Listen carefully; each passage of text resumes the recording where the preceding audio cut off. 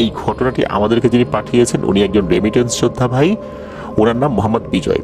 উনি বর্তমানে সংযুক্ত আরব আমিরাতে রয়েছেন, একটি মসজিদের খাদেম হিসাবে দায়িত্ব পালন করছেন। ওনার দেশের বাড়ি কিশোরগঞ্জ জেলার পাকুন্দিয়া উপজেলার দরগা বাজার এলাকায়। ঘটনাটি উনি শুনেছিলেন 2008 কি 9 সালের দিকে। এই ঘটনাটি যে উনি আসলে কেউ ওনাকে বলেছে এভাবে শুনেছেন, বিষয়টা এরকম না। উনি ওনার দাদির সাথে ঘুমাতেন। 2008-9 সালের দিকে ওনার বয়স ছিল এরকমই 8-9 বছর এরকম আর কি ওনার বয়স আর কি। দাদির সাথে ঘুমাতেন। দাদির ওই সময় বয়স ছিল 70-এর কাছাকাছি, ওই সময়ের কথা বলছি আর কি। তো দাদি উনি একজন আধ্যাত্মিক টাইপের মহিলা আর কি। উনি বেশ পীর ভক্ত একজন মানুষ। আধ্যাত্মিকতা ওনাকে খুব বেশি করে টানে, ছোটবেলা থেকেই ওনাকে টানে এটা।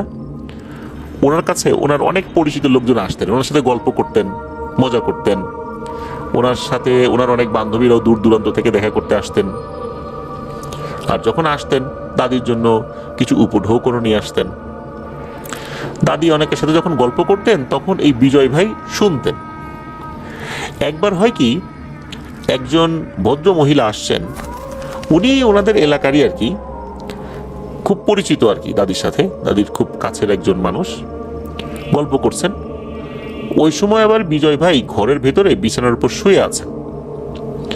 উনি শুনছেন যে কি হচ্ছে, কি গল্প করছে। তো ওই ভদ্র মহিলা দাদিকে বলছেন যে ও বুঝি আমার কোমরে না প্রচন্ড ব্যথা, এত ব্যথা আমি কাজ কাম তো করতেই পারি না, বিছানায় একবার শুলে উঠতে পারি না, এপাশ ওপাশ করতে পারি না, অনেক ধরনের জরুরি কাজকর্ম আমার বন্ধ হয়ে যাওয়ার উপক্রম হয়েছে। এই ব্যথার কি সমাধান করা যায়? তুমি তো এরকম কাজ অনেক করছো, আমার একটা সমাধান করে দাও না। এই কথা শোনার পর দাদি একটি বিষয় বলেন, আর সেটি মূলত এই বিজয় ভাই শুনেছিলেন। দাদি গল্প করেন যে ওনার বয়স যখন 40-এর কাছাকাছি তখন একটি ঘটনা ঘটেছিল। দাদি ওই সময় উনি কয়েকটা কাজ করতেন। সেটা হচ্ছে যে ওনার আর একজন বান্ধবী ছিল যার নাম হচ্ছে রহিমা। তো এই রহিমা কি করতেন, বিভিন্ন মানুষদের বিভিন্ন যে সমস্যা থাকে, বিশেষ করে অসুখ বিসুখ, এই যে কোমরে ব্যথা, ঘাড়ে ব্যথা, পায়ে ব্যথা, বাতের ব্যথা বা এই টাইপের আরও যে সমস্ত সমস্যাগুলো আছে, এই সমস্যাগুলো উনি শুনতেন আর সেটা সমাধানের জন্য একটা কাজ করতেন। আর সেই কাজে দাদিও সহযোগী হতেন, দাদি নিজেও করতেন। সেটা হচ্ছে যে এই ধরনের রোগীদের কাছ থেকে টাকা পয়সা নিতেন, নেয়ার পর এটা সমাধানের জন্য শক্তিশালী কিছু জিনদেরকে ভোগ দিতেন। ওনারা জিন সাধনা করতেন না, কিন্তু জিনেদেরকে ভোগ দিতেন। এই ভোগ দেওয়ার নির্দিষ্ট পদ্ধতি ছিল। অনেকগুলো মোমবাতি, তারপর মাটির হাড়ির মধ্যে মিষ্টি, আর কিছু দোয়া দুরুদ আছে। এটা আসলে দোয়া দুরুদও বলা যাবে না, এটা এক ধরনের বিশেষ রিচুয়াল আর কি, সেটা পালন করতে হতো। এই জিনিসটা ওই যে রহিমা দাদি যিনি, উনিও করতেন। আবার যখন উনি কোনো কারণে পারতেন না, সবসময় একজন মহিলা মানুষ রাতের বেলা কোনো একটা জায়গায় গিয়ে এই জিনদেরকে ভোগ দিতে যাবেন, এটাও তো পসিবল হয় না, তখন দাদিকে দিতেন। অনেক সময় বাড়িতে গেস্ট আসতো, এক একজনের বাসায় তো এক এক ধরনের সমস্যা লেগেই থাকে। তো ওইভাবে নিজেরা মেনটেন করতেন আর কি।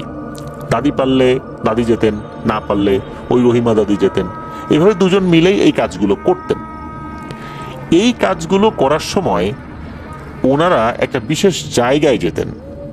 ওনাদের বাড়ি থেকে কিছুটা দূরে একটা বিল রয়েছে, বেশ বড় বিল, সেটা এখনো আছে। তো ওই বিলের একটা জায়গায় অনেক আগে থেকেই একটা বড় একটা গর্তের মতো ছিল। সেখানে একটা উঁচু ঢিবির মতো আছে আবার সাইডে। ওই উঁচু ঢিবির উপর বসে ওনারা নির্দিষ্ট রিচুয়ালটা করতেন। তখন পানির ভেতর থেকে নাকি কোনো একটা জিন উঠে আসতো। সে এসে ওই মিষ্টিগুলো নিত, কি জন্য আসছে সেটা জিজ্ঞেস করতো, আর সেই সমাধানের পদ্ধতি সেটা বাতলে দিত, অথবা সেই জিনটা নিজেই সমাধান করে দিত। অনেক মানুষ ভালো হয়েছে। এই কাজগুলো এই যে রহিমা দাদি আর বিজয় ভাইয়ের দাদি, ওনার নাম হলো কমলা, এই কমলা দাদি, এই দুজন মিলেই করতেন, সব কাজ পরামর্শ করেই করতেন আর কি। তো একজন মহিলা এরকম আসছে, তার প্রচন্ড কোমরে ব্যথা, এমন কোমরে ব্যথা তার চলাই দায়। যখন এই কমলা দাদির কাছে আসছেন ওই মহিলা, তখন কমলা দি বলেছে ঠিক আছে, এটা সমাধান হবে, তুমি চলে যাও আর এই এই জিনিসগুলো এনে দাও। ওই মাটির হাড়ি, মিষ্টি আর অনেকগুলো মোমবাতি, 10-12টা না আরো বেশি। ওই মহিলা সেগুলো এনে দেয়। এরপর দাদি বলেন ঠিক আছে তুমি চলে যাও, বাকিটা আমি দেখব। গভীর রাতের বেলা দাদি একা একা চলে গিয়েছেন ওনার বাড়ি থেকে কিছুটা দূরে, সেই জায়গায়, বিলের সেই জায়গাটাতে যেখানে ঢিবির মতো আছে, সেখানে উনি বসে ওই রিচুয়ালটা করবেন। আর উনি যখন ওই বিষয়টা করবেন, এটা কিন্তু আবার ওই রহিমা দাদিকে বলে গিয়েছেন যে আমি তো আজকে একটা কাজে যাব। ওই রহিমা দাদিকে দিতে চেয়েছিলেন কাজটা, কিন্তু রহিমা দাদি বললেন যে ওনার বাড়িতে নাকি মেহমান এসেছে, উনি যেতে পারবেন না। এই কারণে দাদি সেখানে গেলেন। দাদি তো এর আগেও অনেকবার গিয়েছেন, কখনো কোনো সমস্যা হয়নি। এই কাজটা করতে করতে উনি জিন দেখলে আসলে আর ভয় পেতেন না, কারণ হচ্ছে উনি কিন্তু জিন সাধনা করতেন না, কিন্তু যে পদ্ধতিতে এই কাজটি করতেন, এই পদ্ধতিতে জিনেরা এসে ভয় দেখাতো না, তারা ওই ভোগটা গ্রহণ করত আর ওই নির্দিষ্ট কাজটা করে দিত, এই এতটুকুই, আর কিছু না। তো দাদি তো গিয়েছেন, যাবার পর উনি যেখানে বসেছেন তার চতুর্দিকে মোমবাতি জ্বালিয়েছেন, আর সামনে মাটির হাঁড়িতে ওই মিষ্টিগুলো রেখে উনি ওনার মতো করে রিচুয়াল করা শুরু করেছেন। করছেন অনেকক্ষণ হয়ে যায়, কোনো সারা শব্দ আর নেই। এতক্ষণ কিন্তু কখনো হয় না, মানে লাগে না এত সময়, এই অল্প সময় 15-20 মিনিট ম্যাক্সিমাম লাগে, এর বাইরে কিন্তু লাগে না। এদিকে দাদি ঘন্টা পার করে ফেলছেন, কোনো সারা শব্দ নাই। এদিকে মোমবাতিগুলো আস্তে আস্তে আস্তে আস্তে তো ক্ষয় হয়ে যাচ্ছে।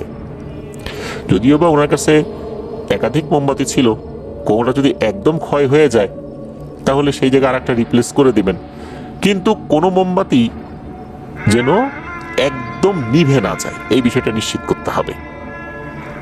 আর এমনিতেই তো বিলের ওই ফাঁকা জায়গায় বাতাস তো চতুর্দিক থেকে আসে, বাতাসে যদি নিভে যায় সেই বিষয়টা একরকম, কিন্তু একদম ক্ষয় হয়ে যেন নিভে না যায় এটা নিশ্চিত করতে হবে। বাতাসে নিভে গেলে ওটা আবার জ্বালাই দিতে হবে। দাদি এরকম করছেন, উনি ওনার মতো করে সেই রিচুয়ালগুলো করে যাচ্ছেন। আসে না মোমবাতি একদম শেষ দিকে যখন চলে আসে, আর হয়তোবা ম্যাক্সিমাম 10 মিনিট জ্বলতে পারে, ওই সময় হঠাৎ করে ওনার সামনে থাকা যে পানির যে একটা ডোবার মতো আছে, বেশ বড় সাইজের ডোবার মতো এটা ছিল, সবসময় সেখানে পানি থাকতো, ওই পানিতে ভয়ঙ্কর রকমের ঢেউ ওঠা শুরু হয়। এটা দেখে দাদি আসলে ওই সময় ভয় পান নাই, বেশ অবাকই হয়েছেন, কখনো তো এইভাবে আসে না, স্বাভাবিকভাবেই আসে, তখন একদম মানুষের বেশে আসে, মিষ্টি খায় চলে যায়, সমস্যার কথা শুনে, কার কি সমস্যা এটা শুনে চলে যায়, এরকম তো হয় না। তারপর উনি দেখছেন যে আসলে ঘটনাটা কি ঘটে। এরপর উনি দেখেন ওই পানির ভেতর থেকে ভয়ঙ্কর আকৃতির বিশাল বিশাল 3টা বুনো শূকর ভেসে উঠেছে। জঙ্গলে যে ওয়াইল্ড হগ যেগুলো থাকে আর কি, বন্য শূকর, সেগুলো কিন্তু দাঁত থাকে অনেক বড় বড়। তো এইরকম বন্য শূকর, কিন্তু সেগুলো সাইজে অনেক বড় বড়, অনেক বড়, আর চোখ দুটো মনে হচ্ছে ভয়ঙ্কর লাল টকটকে কয়লার মতো জ্বলছে। এই 3টা ছিল ওখানে, দাদির দিকে তাকিয়ে ভয়ঙ্কর ভাবে গর্জন করছে। শূকর যেভাবে গর্জন করে ওইভাবে গর্জন করছে। আর আমরা দেখি যে শূকর কিন্তু ওই যে মাটি খুঁড়ে ফেলে একদম, ওরা পুকুরের পাড়গুলো অর্থাৎ ওই ডোবার পাড়গুলো একদম খুঁড়ে সব তছনছ করে ফেলছে, একদম মাটি মনে হচ্ছে একদম লাঙল দিয়ে ফেলবে সব আশেপাশে যা আছে, এমন অবস্থা। আর আশেপাশের মাটিগুলো ঝুরঝুর করে ওই পানির মধ্যে পড়ে আসছে, মানে পড়ে যাচ্ছে আর কি। ক্রমাগত পড়ছে, কারণ ওরা মাটি আলগা করে ফেলছে, সেগুলো পড়ছে।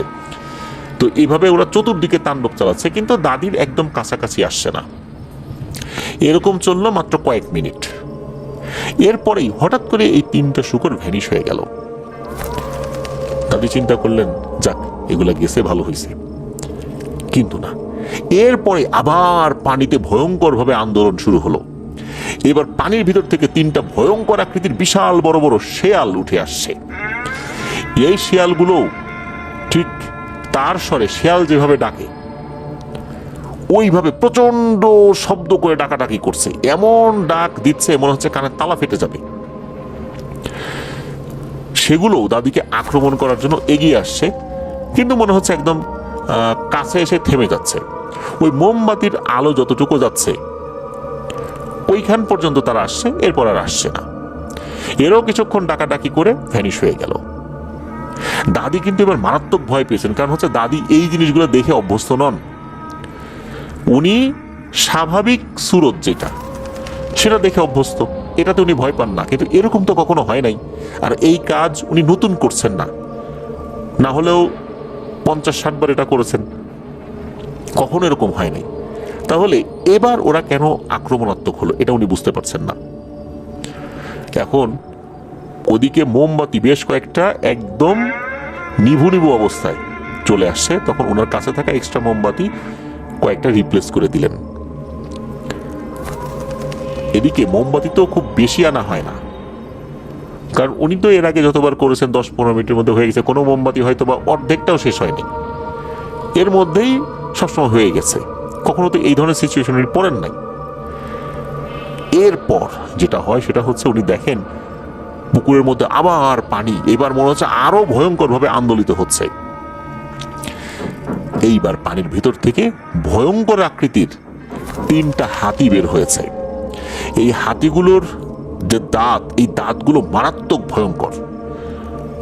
সেই প্রাগৈতিহাসিক কালের ম্যামথ যে লোমশ হাতিগুলো বরফ যুগে ছিল, মনে হচ্ছে সেই রকম হাতি, খুবই ভয়ঙ্কর। এই হাতিগুলো এমন ভাবে গর্জন করতে করতে তার দিকে এগিয়ে আসছে, মনে হচ্ছে এক্ষুনি তাকে পিষে মেরে ফেলবে।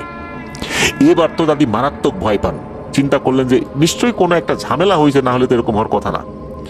এমন সময় পেছন থেকে এই কমলা, এই কমলা বলে কে যেন ডাকতেছে। দাদি চমকে উঠে পেছন দিকে তাকিয়ে দেখেন, আরে এ তো তার বান্ধবী রহিমা। উনি তাকে দেখে চিনতে পারেন। তখন ওই রহিমা দাদি বলছেন, এই কমলা, তোর বাসায় গেছিলাম আমি, তোর এত দেরি হচ্ছে দেখে আমি চলে আসি, নিশ্চয়ই কোনো একটা ঝামেলা হয়েছে। ওদিকে এই যে এই হাতি বা এরকম কিছু যে সামনে আছে, এটা কিন্তু ওই রহিমা দাদি দেখেন নাই। তখন কমলা দাদি গিয়ে রহিমা দাদিকে জড়ায় ধরেন, বলতেছেন যে আরে তুই এমন সময় আসছিস, তুই না আসলে তো আজকে আমার প্রাণ বাঁচানোই দায় হয়ে যেত, আমি তো বিশাল বিপদে পড়ে গেছিলাম, চল চল চল তাড়াতাড়ি চল। ওখানে ওই সব কিছু রেখেই, ওই যে মিষ্টি ছিল, হাড়ি ছিল, এগুলো সব কিছু রেখেই দাদি এই রহিমা দাদির সাথে চলে আসেন। আসলে ওরা যে কেন এত আক্রমণাত্মক হয়েছিল এটা দাদি জানতে পারেন নাই। তবে এই ঘটনার পর দাদি কখনোই আর এই কাজ করেননি। এই কাজ ওই রহিমা দাদিও ছেড়ে দেন, কমলা দাদিও ছেড়ে দেন। বুঝতে পেরেছিলেন যে এই কাজটা ওনাদের আসলে ভালো হচ্ছে না, কেননা এটা করার মাধ্যমে মানুষ উপকৃত হচ্ছে, এটা সত্য। বিনিময়ে তো ওনারা কিছু উপঢৌকনও নিচ্ছেন, যে যার সাধ্য অনুযায়ী দেয়। হতে পারে যে জিনেরা এই বিষয়টা ভালোভাবে নেয়নি, এই জন্য তারা ক্ষিপ্ত হয়েছিল, এইবার আর তারা এই কাজগুলো করতে চায় নাই। আর ওনারা তো সাধনা করে এগুলোকে নিয়ে আসেন নাই, এগুলো একটা নির্দিষ্ট পদ্ধতিতে ডাকতেন, ওরা ওই ভোগ খেয়ে যেত, তারা ওই কাজটা করে দিত। এরপর দাদি আর এই কাজটা করেন নাই। যখন ওই যে মহিলাটা এসে তার কোমর ব্যথার কথা বললেন, দাদি এই ঘটনা শুনিয়ে দিয়েছিলেন যে আমি তো এরপর থেকে এত বছর কখনো এই কাজটা করি নাই, সুতরাং এগুলো এখন আর পারবো না, আমি এগুলো আর করি না। এই ঘটনাটা শুনেছিলেন বিজয় ভাই। আর দাদি উনি এতটা সাহসী একজন মানুষ, সাধারণত এই যে ভোগ দেয়া এই জিনিসগুলো কিন্তু পুরুষ সদস্যরা অধিকাংশ ক্ষেত্রেই করে থাকেন, কিন্তু দাদি একজন নারী হয়েও এমন সাহসী ছিলেন, এটা আসলেই একটা ব্যতিক্রমী জিনিস আমি বলবো। বিজয় ভাই জানিয়েছেন যে দাদি কিন্তু এখনো জীবিত আছেন, মানে যেহেতু বয়স হয়ে গেছে কিছুটা তো অসুস্থতা তার ভিতরে আসবেই, সেই ধরনের বার্ধক্যজনিত কিছু সমস্যা তার মধ্যে আছে। মাঝে নাকি ওনার একবার ক্যান্সার ধরা পড়েছিল, ডক্টর ওনাকে থেরাপি নেওয়ার পরামর্শ দিয়েছিলেন, কিন্তু দাদি সেটাতে রাজি হন নাই। দাদি বিশেষ এক ধরনের হোমিওপ্যাথি ওষুধ খেয়েছিলেন। আল্লাহর অশেষ রহমতে দাদি পরিপূর্ণভাবে সুস্থ হয়ে গেছেন, তার শরীরে এখন কোনো ক্যান্সার নাই, একদম সুস্থ, অর্থাৎ ক্যান্সার থেকে উনি সুস্থ। দাদি এখনো বিভিন্ন ওয়াজ মাহফিল এগুলোতে অ্যাটেন্ড করেন, এগুলো শুনতে তার খুব ভালো লাগে। আর বিজয় ভাই দাদির জন্য দোয়া চেয়েছেন, আমরা তার জন্য দোয়া করি আল্লাহ তাআলা তার ভুল ত্রুটিগুলো ক্ষমা করুন, কারণ আসলে এই ভোগ দেওয়ার এই ব্যাপারগুলো এগুলো তো আসলে ভালো কাজ না। তবে উনি যেহেতু ওই কাজ থেকে ফেরত এসেছেন, উনি এই আধ্যাত্মিক আলোচনাগুলো শুনতে খুব পছন্দ করেন। ধন্যবাদ জানাচ্ছি বিজয় ভাইকে, আর দাদিকেও ধন্যবাদ। দাদি নিশ্চয়ই পরবর্তীতে এই ঘটনা শুনবেন, তার জন্য শুভকামনা রইল আপনাদের ওয়ার্ল্ডের পক্ষ থেকে। প্রিয় লিসেনার্স, চলুন চলে যাব আমাদের এবারের শনি রাতের 48তম আয়োজনের নতুন আরো একটি ঘটনায়।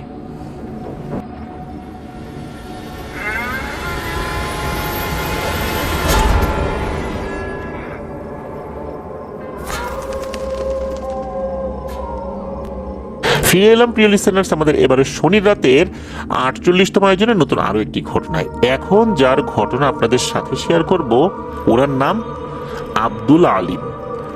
উনি ভারতের কলকাতায় বসবাস করছেন। তবে ঘটনার সূত্রপাত হয়েছিল ওনার মামার বাড়িতে থাকাকালে, যখন উনি কুষ্টিয়া জেলার চোরহাস থেকে 15 থেকে 16 কিলোমিটার দূরে ঝাউদিয়া ইউনিয়নে থাকতেন। ওখানে ওনার 4 মামা রয়েছে, বড় মামা, মেজো মামা, সেজো মামা, ছোট মামা। উনি এই সেজো মামার এখানে থাকতেন। সময়টা 2012 কি 13 সাল। ওনার বয়স তখন 14 কি 15 বছর। এই সেজো মামার এক ছেলে এক মেয়ে ওই বাড়িতে বসবাস করতেন। তো বাড়ির যেই কাঠামো যদি বলি, প্রথমে বড় মামার বাড়ি, তারপর মেজো মামা, তারপর সেজো মামা, তারপর ছোট মামা। বাড়ির পেছনে বাঁশঝাড় রয়েছে, বাঁশঝাড়ের পাশে পুকুর রয়েছে, আর পুকুরের এক পাশেই এই মামাদের মা বাবার কবর রয়েছে। তো এই যে সেজো মামার এক ছেলে, সে তো লেখাপড়া করে। ওই সময় কোন ক্লাসে লেখাপড়া করছিল এটা অবশ্য আব্দুল আলিম ভাই বলতে পারেন নাই। ওই সময়ে ওই গ্রামে সব বাড়িতে যে বিদ্যুৎ এসেছে বিষয়টা এরকম না, কিছু কিছু বাড়িতে এসেছে, কিছু কিছু বাড়ি আবেদন করেছে বিদ্যুতের জন্য, আর কিছু কিছু বাড়ি আবেদনও করে নাই। ওই সময় তাদের বিদ্যুৎ আনার পরিকল্পনাও নাই। তার মানে হচ্ছে গ্রামে কিছুটা অংশ আলো আছে, কিন্তু অধিকাংশ জায়গায় আলো নাই, এমন একটা অবস্থা আর কি। রাতের বেলার কথা বলছি। উনি ঘুমাতেন হচ্ছে সেজো মামার বারান্দার দিকে, কারণ এই আব্দুল আলিম ভাই ছোটবেলা থেকে বেশ সাহসী একজন মানুষ। গ্রাম তো, বারান্দায় শুতে ওনারও খুব ভালো লাগতো, একদম প্রাকৃতিক বাতাস এসে তার শরীরে লাগতো, এতে ওনার ঘুমটা ভালো হতো। মামার ওই ছেলে, সে লেখাপড়া করছে রাত জেগে। সাধারণত রাত সে জাগে না, তবে পরীক্ষা ছিল তার, এই কারণে রাত জেগে লেখাপড়া করছে। রাত তখন যে খুব বেশি তাও না, সাধারণত রাত 9টার মধ্যেই সেই ছেলেটা ঘুমিয়ে পড়ে, কিন্তু সে একটু বেশি সময় লাগিয়ে দিয়েছিল, তখন হয়তো বা 10:30টার মতো বাজে। ওই সময়ে এই সেজো মামা সেই ছেলে এই আব্দুল আলিম ভাইকে ডাক দেয়, ডাক দিয়ে বলে যে একটা সিগারেট এনে দিয়ে। তার আবার সিগারেট খাওয়ার বদ অভ্যাস ধরে গিয়েছিল ওই সময়। সিগারেট আনার জন্য তাকে যেতে হবে এই বাঁশঝাড় পার হয়ে, রাস্তা পার হয়ে, মেইন রাস্তা, পাকা রাস্তা আর কি, এটা পার হয়ে পাশে একটা দোকান আছে। এই দোকানটা আবার অনেক রাত পর্যন্ত খোলা থাকে। 2012-13 সাল তো, অনেক আগের তো আর কথা না আসলে।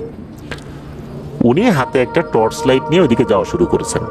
ওই সময় ওনার কাছে একটা টর্চ লাইট ছিল যেটা কালার হচ্ছে লাল, এর মাথার অংশ আবার ভেঙে ফেলা যেত, অর্থাৎ বাকিয়ে ফেলা যেত। সেইখান থেকে আবার দুটো প্লাগ দেখা যেত, এই প্লাগটা আবার বিদ্যুতের লাইনের মধ্যে ঢুকে চার্জ করতে হতো।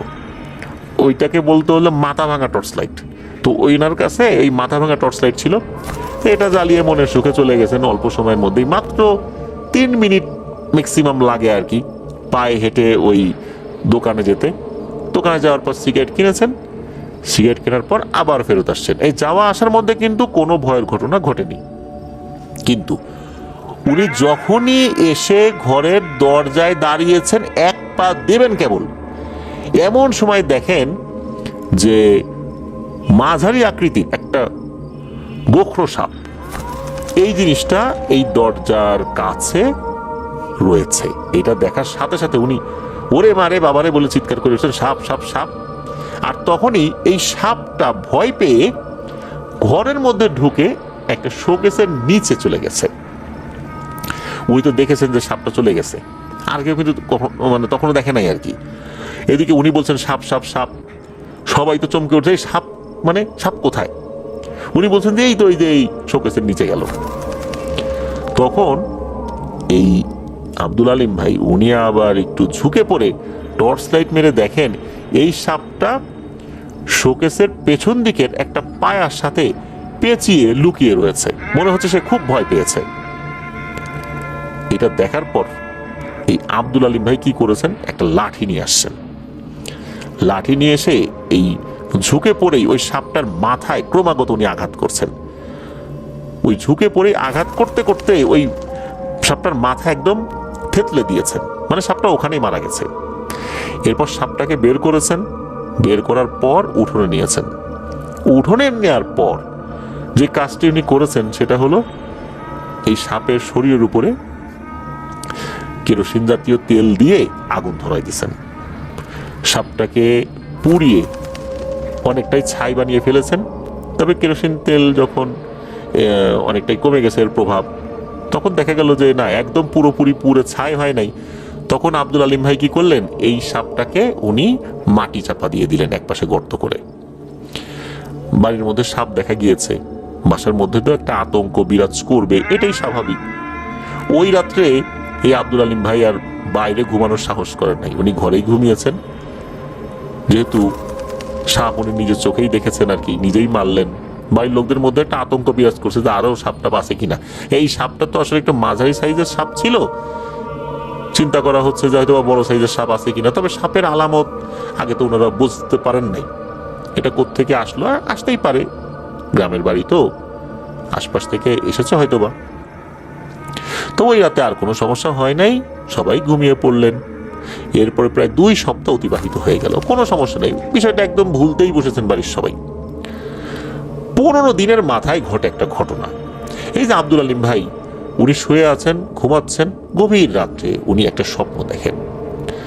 স্বপ্নে উনি দেখেন যে একটা বিড়াল, এই বিড়ালটা আকৃতিতে মাঝারি সাইজের, একদম ধবধবে সাদা, আর বিড়ালের চোখ দুটো অসম্ভব রকমের সবুজ। আর সবুজ কোনো জিনিস যদি আলোকিত হয়, কেমন এক ধরনের সবুজ আলোক ছটা বিচ্ছুরিত হয়, ওরকম আলোক ছটা বিচ্ছুরিত হচ্ছে। এই বিড়ালটা একটা মোটা আম গাছ থেকে মনে হচ্ছে বেয়ে নেমে আসছে, আর তার দিকে তাকিয়ে রয়েছে। এই মোটা আম গাছটা আসলে ওই বাড়িরই একটা আম গাছ। এই আম গাছটা অনেক মোটা, এত মোটা যে 2 জন মানুষ নাকি হাত দিয়ে বের পাওয়া মুশকিল হয়ে যায়। উনি স্বপ্নে দেখছেন উনি আম গাছটার নিচে আছেন, উপর থেকে ওই বিড়ালটা আস্তে আস্তে ওনার দিকে তাকিয়ে নেমে আসছে। উনি এই স্বপ্নটা দেখলেন। এটার পর উনি চিন্তা করলেন যে এটা আমার দুঃস্বপ্ন আর কি, কারণ এটা দেখার পর ওনার আবার ঘুম ভেঙে যায়। তখনও তো রাত, উনি আবার ঘুমিয়েছেন। এরপর আর উনি স্বপ্ন দেখেন নাই। একই ধরনের স্বপ্ন উনি টানা প্রায় 4 রাত দেখেছেন, 4 রাত। তবে কয়েক রাত দেখার পর বাড়ির সবাইকে এই বিষয়টা শেয়ার করলেও বাড়ির সবাই বলেছে যে এটা দুঃস্বপ্নই হবে। 5ম রাতে উনি সেম স্বপ্নটা দেখেন, তবে এটার ধরন আগের থেকে আরেকটু আলাদা। উনি দেখেন যে উনি সেই আম গাছটার নিচে দাঁড়িয়ে আছেন, উপর থেকে ওই বিড়ালটা নেমে আসছে। নেমে এসে ওনাকে বলছে, তুই আমার ভাইকে মেরেছিস। তখন উনি বলছেন যে আমি তোমার ভাইকে মারলাম? কে তোমার ভাই? আমি তো কাউকে মারিনি। এরপর কি হয়েছে, ওই বিড়ালটাকে লাফ দিয়ে ওনার কাঁধের উপর উঠেছে। এতদিন তো স্বপ্নের মধ্যে শুধু ওই গাছের একটা নির্দিষ্ট অংশে তাকে দেখা গিয়েছে, এবার বিড়ালটা লাফ দিয়ে তার কাঁধের উপর এসেছে। তখন নাকি ওনার ঘুম ভেঙে গেছে, দেখেন যে তার মামা তাকে ডাকছে, যে আলিম আলিম আলিম, কি হয়েছে রে বাবা, কি হয়েছে তোর? উনি তো খেয়াল করেন যে ঘেমে একদম একাকার হয়ে গেছেন। এই যে আলিম ভাই, উনি একদম ঘেমে গোসল করে উঠেছেন, এমন একটা অবস্থা। পরে উনি জানতে পারলেন যে উনি ভয়ঙ্কর ভাবে ঘুমের ভিতরে গোংরাচ্ছিলেন, এই জন্য তার মামা এসে তাকে ডাক দিয়েছে। এরপর উনি দিনের বেলাতে বিষয়টা শেয়ার করেন। তখনও বাড়ির লোকজন এই বিষয়টাতে আসলে ওইভাবে গুরুত্ব দিচ্ছিল না। এর পরের রাত ঘুমিয়েছেন উনি। এবার রাতেও উনি সেই একই স্বপ্নটাই দেখলেন। স্বপ্নটা এবার আরেকটু অন্যরকম। সেটা হচ্ছে, স্বপ্নের মধ্যে উনি সেই গাছের নিচে দাঁড়িয়ে আছেন, সেম বিড়ালটা উপর থেকে আস্তে আস্তে নেমে আসছে। এবার নেমে এসে তাকে বলছে, তুই আমার ভাইকে মেরেছিস রে। তখন উনি বলছেন, আমি তোমার ভাইকে কিভাবে মারলাম, আমি তো কাউকে মারিনি। তখন ওই বিড়ালটা বলছে, মারছিস মারছিস, আমি আর আমার ভাই ওখান দিয়ে খেলা করছিলাম। আমি বিড়ালের বেশে আর আমার ভাই সাপের বেশে। হঠাৎ করে তুই ওখানে চলে আসছিস। আমার ভাই আশেপাশে কোথায় যাবে বুঝতে না পেরে ওই দরজার কাছে চলে গেছে। তুই আবার দরজার কাছে গিয়ে তাকে দেখেও ফেলেছিস। দেখার সাথে সাথে সাপ সাপ বলে উঠেছিস। আমার ভাই তখন কোনো উপায়ন্তর না পেয়ে, বুঝতে না পেরে সে ওই ঘরের মধ্যে ঢুকে গেছে। তুই সেখানে গিয়ে আমার ভাইকে খুঁজে বের করছিস। বের করার পর তোর কি উচিত ছিল? ধর্মে কি বলে, কি বলা উচিত ছিল? রাসূল সাল্লাল্লাহু আলাইহি সাল্লাম কি শিক্ষা দিয়েছেন? তোর কি বলা উচিত ছিল না, তুমি যদি জিন হয়ে থাকো তুমি চলে যাও? রাতের বেলা এইভাবে সাপ মারা উচিত না? তুই কি সেই কাজটা করছিস? করিস নাই। তুই কি করলি? কোনো ধরনের সুযোগ না দিয়ে ওই জায়গাটাতেই আমার ভাইয়ের মাথাটা খুব নিষ্ঠুরভাবে থেতলে দিয়ে মেরে ফেললি। মানলাম আমার ভাই ভুল করে ফেলছে, মানলাম আমার ভাই অন্যায় করছে, তোরা সাপ মনে করেই মারলি। এরপর তুই কি কাজটা করলি? তুই আমার ভাইয়ের মৃতদেহ বাইরে বের করে এনে আগুন ধরাই দিলি। তুই বল, এটা কি কোনো কাজের মধ্যে পড়ে? মারলি, তুই দাফন করে দিতি, ফেলে দিতি, আমরা না হয় লাশটার জানাজা করতাম। মানলাম আমার ভাইয়ের ভুল হয়েছে, সেই হিসাবে তোকে ক্ষমা করে দিতাম। তুই কেন আমার ভাইয়ের শরীরে আগুন ধরাই দিলি? এটি কি কোনো লাশের প্রতি সম্মান জানানো হইল? কোনো কিছুকে আগুন দিয়ে পোড়ানো, কোনো জীবকে, জীবিত অবস্থায় হোক বা মৃত অবস্থায় হোক, এটা কি উচিত হয়েছে? তারপর কি করলি? দাফন করে দিলি। এই দাফনটা আগে করতি, তাও মেনে নিতাম। আমার ভাইয়ের লাশটা অন্তত আমরা সেখান থেকে মাটির থেকে তুলে নেওয়ার ব্যবস্থা করতাম। তুই কি করলি? এভাবে পুরায় অনেকটাই ছাই করে দিয়ে আবার দাফনও করে দিলি, আমাদের নেয়ারও সুযোগ দিলি না। এখন তুই বল, এই কাজটার শাস্তি কি হইতে পারে? আমি তো তোকে ছাড়বো না রে। তোর অপরাধ অনেক গুরুতর, নিছক ভুল না, এটা ভয়ঙ্কর অন্যায়। ভুল হলে ক্ষমা করা যায়, অন্যায়ের শাস্তি পেতে হয়। তুই অন্যায় করছিস, এর শাস্তি তো তোকে পেতেই হবে। ভাই হত্যার শোধ তো আমি নেবই। তো এইরকম করে তাকে বলছে। উনি স্বপ্নের মধ্যে বলছে, আমার ভুল হয়ে গেছে, আমাকে ক্ষমা করে দাও, আমি বুঝতে পারি না, আমি তো সাপ মনে করেই মারছি। তখন আবার সে বলছে, সাপ মনে করে মারছিস ভালো, কেন ওকে আগুন ধরাই দিলি মারার পর?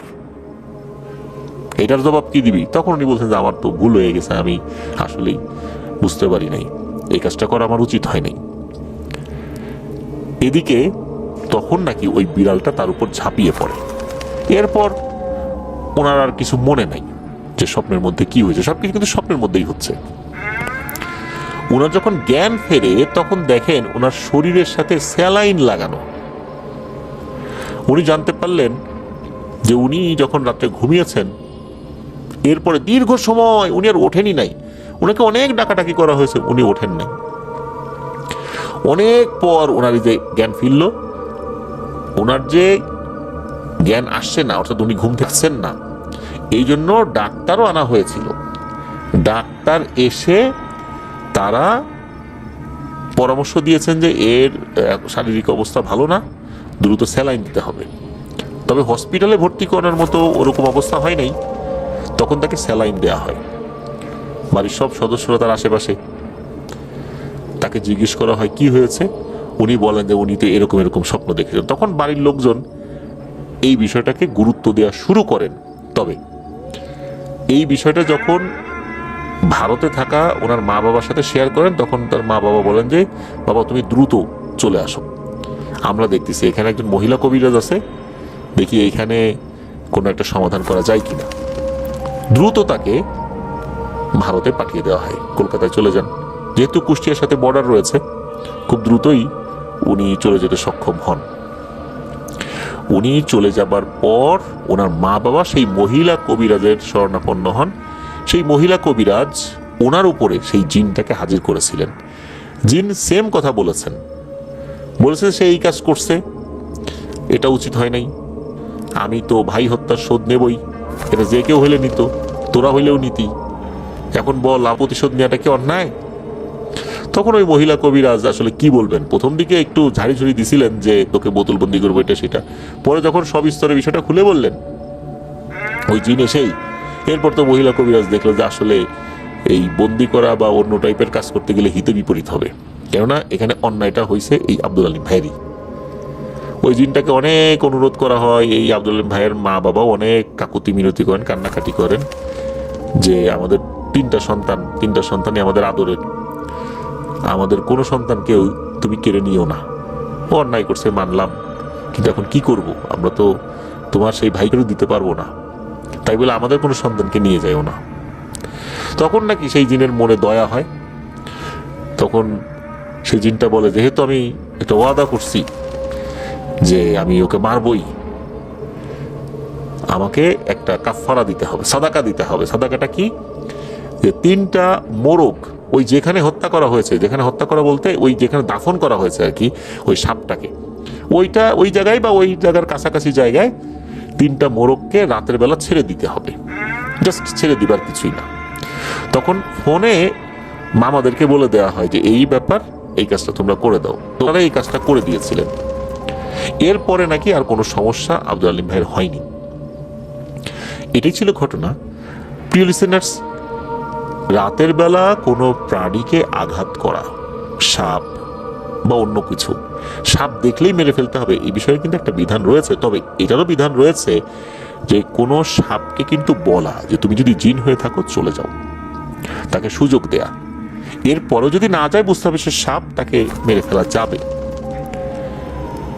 আব্দুল আলিম ভাই কিন্তু সেই কাজটি করেননি, ওনার বয়স কম ছিল, 14-15 বছর, বিষয়গুলো মাথায় ভাবে কাজও করেনি, এটাই সত্য।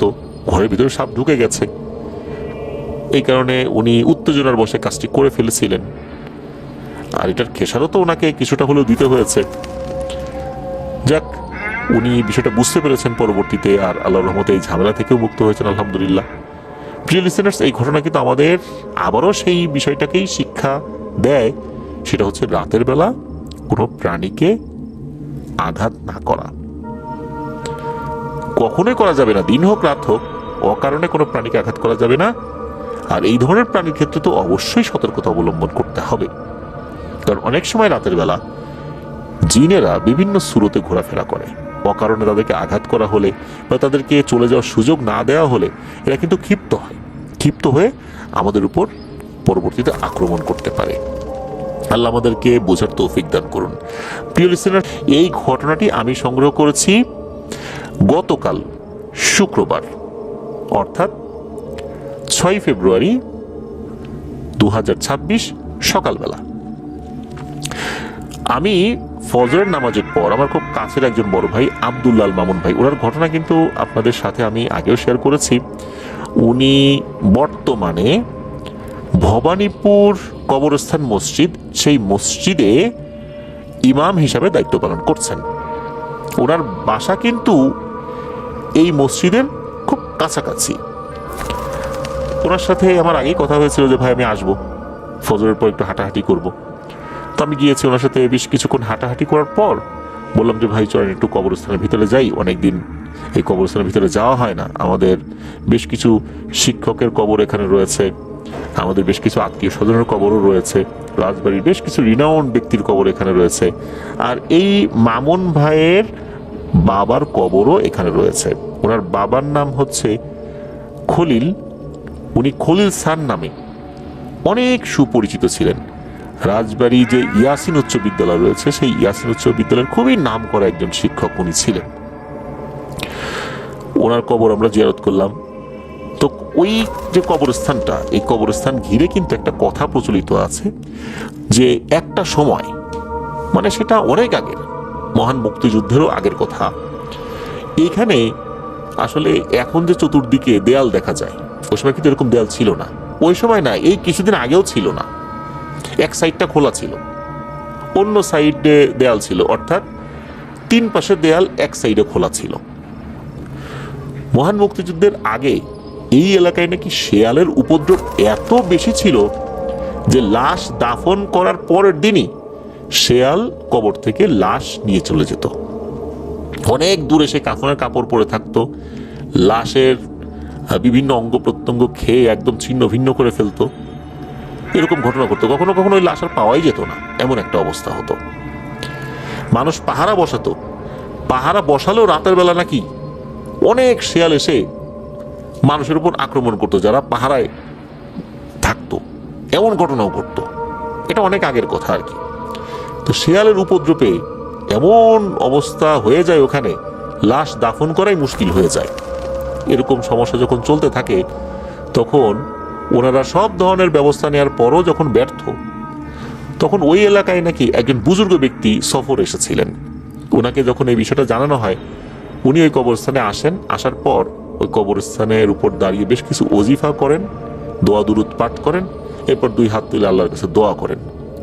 এরপর থেকে নাকি আল্লাহর রহমতে এই শেয়ালের উপদ্রব অনেক কমে যায়। একদম যে শেষ হয়ে গেছে বিষয়টা এরকম না, তবে অনেক কমে যায়। কবরস্থানের যেই একটা পাশ যেটা নতুন এক্সটেনশন করা হয়েছে, ওই জায়গাটা আগে অনেক নিচু ছিল, সেখানে মাটি ভরাট করে আবার উঁচু করা হয়েছে, এখন চতুর্দিকে ঘিরে দেওয়া হয়েছে। রাজবাড়ির যতগুলো পুরনো কবরস্থান রয়েছে তার মধ্যে এইটা একটা।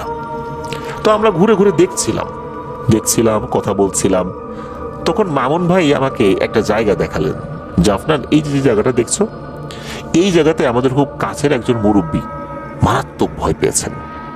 আমি বললাম ভাই কবরস্থানে ভয় পেয়েছেন, বিষয়টা বলেন তো কি। তখন উনি বলতে শুরু করেন। উনি বলেন যে ঘটনাটা এখন থেকে মাস 5 আগের আর কি, সেই হিসাবে অক্টোবর মাসে হতে পারে, এমনটাই উনি আন্দাজ করেছেন। এক্সাক্ট মাসটা উনি বলতে পারেন নাই অবশ্য, তবে এরকম হবে আর কি। তো যার সাথে ঘটনাটি ঘটেছে তার নাম হচ্ছে হাবু মিয়া। এই হাবু মিয়া উনি কিন্তু একজন গোরখোদক। রাজবাড়িতে গোরখোদক হিসাবে ওনার যথেষ্ট পরিচিতি রয়েছে। অল্প সময়ের মধ্যে খুব নিখুঁতভাবে কবর খননে উনি খুবই পারদর্শী, সদালাপী, মৃদুভাষী, পরোপকারী, সবসময় হাস্যোজ্জ্বল মুখে উনি থাকতেন। অত্যন্ত সহজ সরল একজন মানুষ। উনি কবর তো রেগুলারই খোঁড়েন, অনেক আগে থেকেই তো উনি খোঁড়েন। যখন উনি তরুণ বয়স তখন থেকেই কিন্তু এই কাজটা উনি করেন, সোয়াবের নিয়তে করেন। এই কাজে তো আসলে ওনার অনেক বছর হয়ে গেছে। উনি ওনার সাথে কিন্তু ওনার ভাগিনা সহ আরো কয়েকজনকে সাথে নেন আর কি। এখন তো আগের মতো একা একা পারেন না, বয়স হয়ে গেছে। কোনো একদিন বিকালবেলা উনি কবর খুঁড়ছিলেন। কবর খুঁড়তে খুঁড়তে মোটামুটি মাগরিবের আজান দেবে ভাব, এর মধ্যেই কিন্তু প্রায় কাজ শেষ করে ফেলেছেন এই অল্প সময়ের মধ্যেই। ওনার ভাগিনা আর সাথে যারা ছিলেন তারা বলছেন যে এই এখন তো মাগরিবের আজান দেবে, ওঠো ওঠো ওঠো, চলো মাগরিবের নামাজ পড়ে এসে বাকি কাজটা শেষ করবো নি। উনি আবার বলছেন যে তোরা যা দেখতেছিস না, এই লাস্টে একটু ফিনিশিং দিতে হবে। মাগরিবের নামাজের পর পরই এই লাশটা এখানে দাফন করবে। তারা যদি এসে দেখে যে আমি তখনও এটার ফিনিশিং এর কাজ করতেছি, তখন তারা কি মনে করবে? লাশ এখানে রেখে কি কবরের কোনো একটা কাজ করা যায়? কাজ তো আগে শেষ করে রাখতে হবে। আর তো কয়েক মিনিটের ব্যাপার, তোরা যা, অজু কর, নামাজের জন্য রেডি হয়, আমি আসতেছি, আজান তো এখনো দেয় নাই, এখনই দেবে, আমি আসতেছি, তোরা যা। তো তারাও দেখলেন যে আর হয়তো বা 5 মিনিটের কাজ উনি যেভাবে দ্রুত গতিতে করছেন তাতে 5 মিনিটের মধ্যে হয়ে যাবে। আর ফিনিশিং এর কাজটা সাধারণত এই হাবু মিয়া করতে খুবই পারদর্শী ছিলেন। এমনিতে সব কাজ করতেন, বাট ফিনিশিং এর কাজটা ওনার খুব নিখুঁত হয় আর কি। কারণ ফিনিশিং এর কাজটা ভালো না হলে, উপরে বাঁশ দেওয়া হলে তখন ওটা ভেঙে পড়তে পারে। একটা নির্দিষ্ট মাপ দিতে হয় যাতে মাটি ওই লোডটা নিতে পারে, বাঁশের লোডটা নিতে পারে, নাহলে কিন্তু ভেঙে পড়ে যেতে পারে। তো উনি ওই কাজটা করছিলেন, শেষের ওই কাজটা ওনার ওখান থেকে চলে আসেন। তো উনি ওনার মতো করে করছেন। মাগরিবের আজান তখনও হয় নাই, হবে হয়তো বা তখন 1 মিনিট বাকি বা এরকম আর কি সময়। হঠাৎ করে ভয়ঙ্কর একটা আওয়াজ আসে। ওই সময় হাবু মিয়া উনি একটু ঝুঁকে পড়ে কাজ করছেন কবরের ভেতরে। মনে হলো যে ওনার খুব কাছাকাছি এসে কেউ ভয়ঙ্কর ভাবে একটা গর্জন করে ওঠে, ওই একটা গর্জন করে ওঠে। তো এইরকম গর্জন যখনই হয়েছে উনি মারাত্মক ভয় পেয়ে গেছেন। এতটা ভয় পেয়ে গেছেন উনি তো বেশ ওই জায়গাতেই বসে পড়েছেন। এরপর উনি দ্রুত উঠেছেন, তখন তো আবার আজান দিয়ে দিয়েছে। ওঠার পর উনি খুব ঘাবড়ে গিয়েছেন, এরকম ভয় উনি কখনোই পাননি। উনি তো এরপর মসজিদে গিয়েছেন, শরীরটা ভালো লাগছিল না, বাসায় চলে যান। ওই রাত থেকেই ওনার মারাত্মক জ্বর, এমন জ্বর আর নামে না। এরপর থেকে শুরু হলো ডায়রিয়া। কোনোভাবেই কিছু হচ্ছে না, অবস্থা খারাপ। মামুন ভাইয়ের কাছে খবর আসে, মামুন ভাই দেখতে যান। দেখতে যাওয়ার পর তার কাছে শোনেন সব ঘটনা, যে আসলে কি হয়েছিল। মামুন ভাই কিছুটা ঝাড়ফুঁক করে দিয়েছেন, উনি যতটুকু জানতেন আর কি। এরপর উনি একটু সুস্থ হয়েছেন, মানে একটু হাঁটাচলা করতে পারেন। মামুন ভাই মাগরিবের নামাজ পড়ে ওনার কয়েকজন মুসল্লির সাথে আবার রেগুলার একটু চা খান। ওখানে এই হাবু মিয়াও গিয়েছেন, চা খেতে গিয়েছেন। মামুন ভাই দেখলেন উনি তখনও বেশ দুর্বল, কিছুটা সুস্থ হয়েছেন, তখনও বেশ দুর্বল। বেশ মজা করে কথাবার্তা বলতেছেন, উনিও একটু কথাবার্তা বললেন, মামুন ভাইও বললেন, বেশ কয়েকজন বললেন। তবে ওই ভয়ের বিষয়ে কথা হয় না এখানে। এর পরের দিন সকালবেলা মামুন ভাইয়ের কাছে খবর আসলো হাবু মিয়া ইন্তেকাল করেছেন। ইন্না লিল্লাহি ওয়া ইন্না ইলাইহি রাজিউন। ওনার ইন্তেকালের খবর শোনার পর রাজবাড়ির অনেকেই খুব শোকাহত হয়েছিলেন। এমন একজন মানুষ পৃথিবী থেকে বিদায় নিলেন, তো এরকম ভয় পেয়ে উনি মারা গিয়েছেন। যেই মানুষ কিনা হাজার হাজার কবর খুঁড়েছেন, সেই মানুষটা কবর খুঁড়তে গিয়ে, তাও গভীর রাতে না, ঠিক মাগরিবের আজানের আগে এরকম একটা ভয় পেয়ে মারা গেলেন। আমার আরেকজন বন্ধু, যার নাম হচ্ছে জয়নাল আবেদিন বাবু, তার বাড়ি বিনোদপুরে। রাজবাড়ি যে ঘাস বাজার রয়েছে, এই ঘাস বাজারে কিন্তু তার জয় এন্টারপ্রাইজ নামে একটা হার্ডওয়্যারের দোকান রয়েছে। আমি এই বিষয়টা যখন আমার ওই ফ্রেন্ড জয়নালের সাথে শেয়ার করি, জয়নাল তখন এই বিষয়ের সত্যতা নিশ্চিত করলেন যে হ্যাঁ, সেও বিষয়টা জানে। আর এই ব্যক্তির সাথে আবার জয়নালের আগে থেকেই অনেক ভালো পরিচয় ছিল। জয়নালও বিভিন্ন সময় তার সাথে কথা বলেছে যে আপনি কবর খুঁড়তে গিয়ে ভয় টয় পান না। উনি নাকি বলতেন ভয় কিসের, কোনো ভয় নেই। উনি আবার একটা ট্রিক্সও শিখিয়ে দিয়েছিলেন।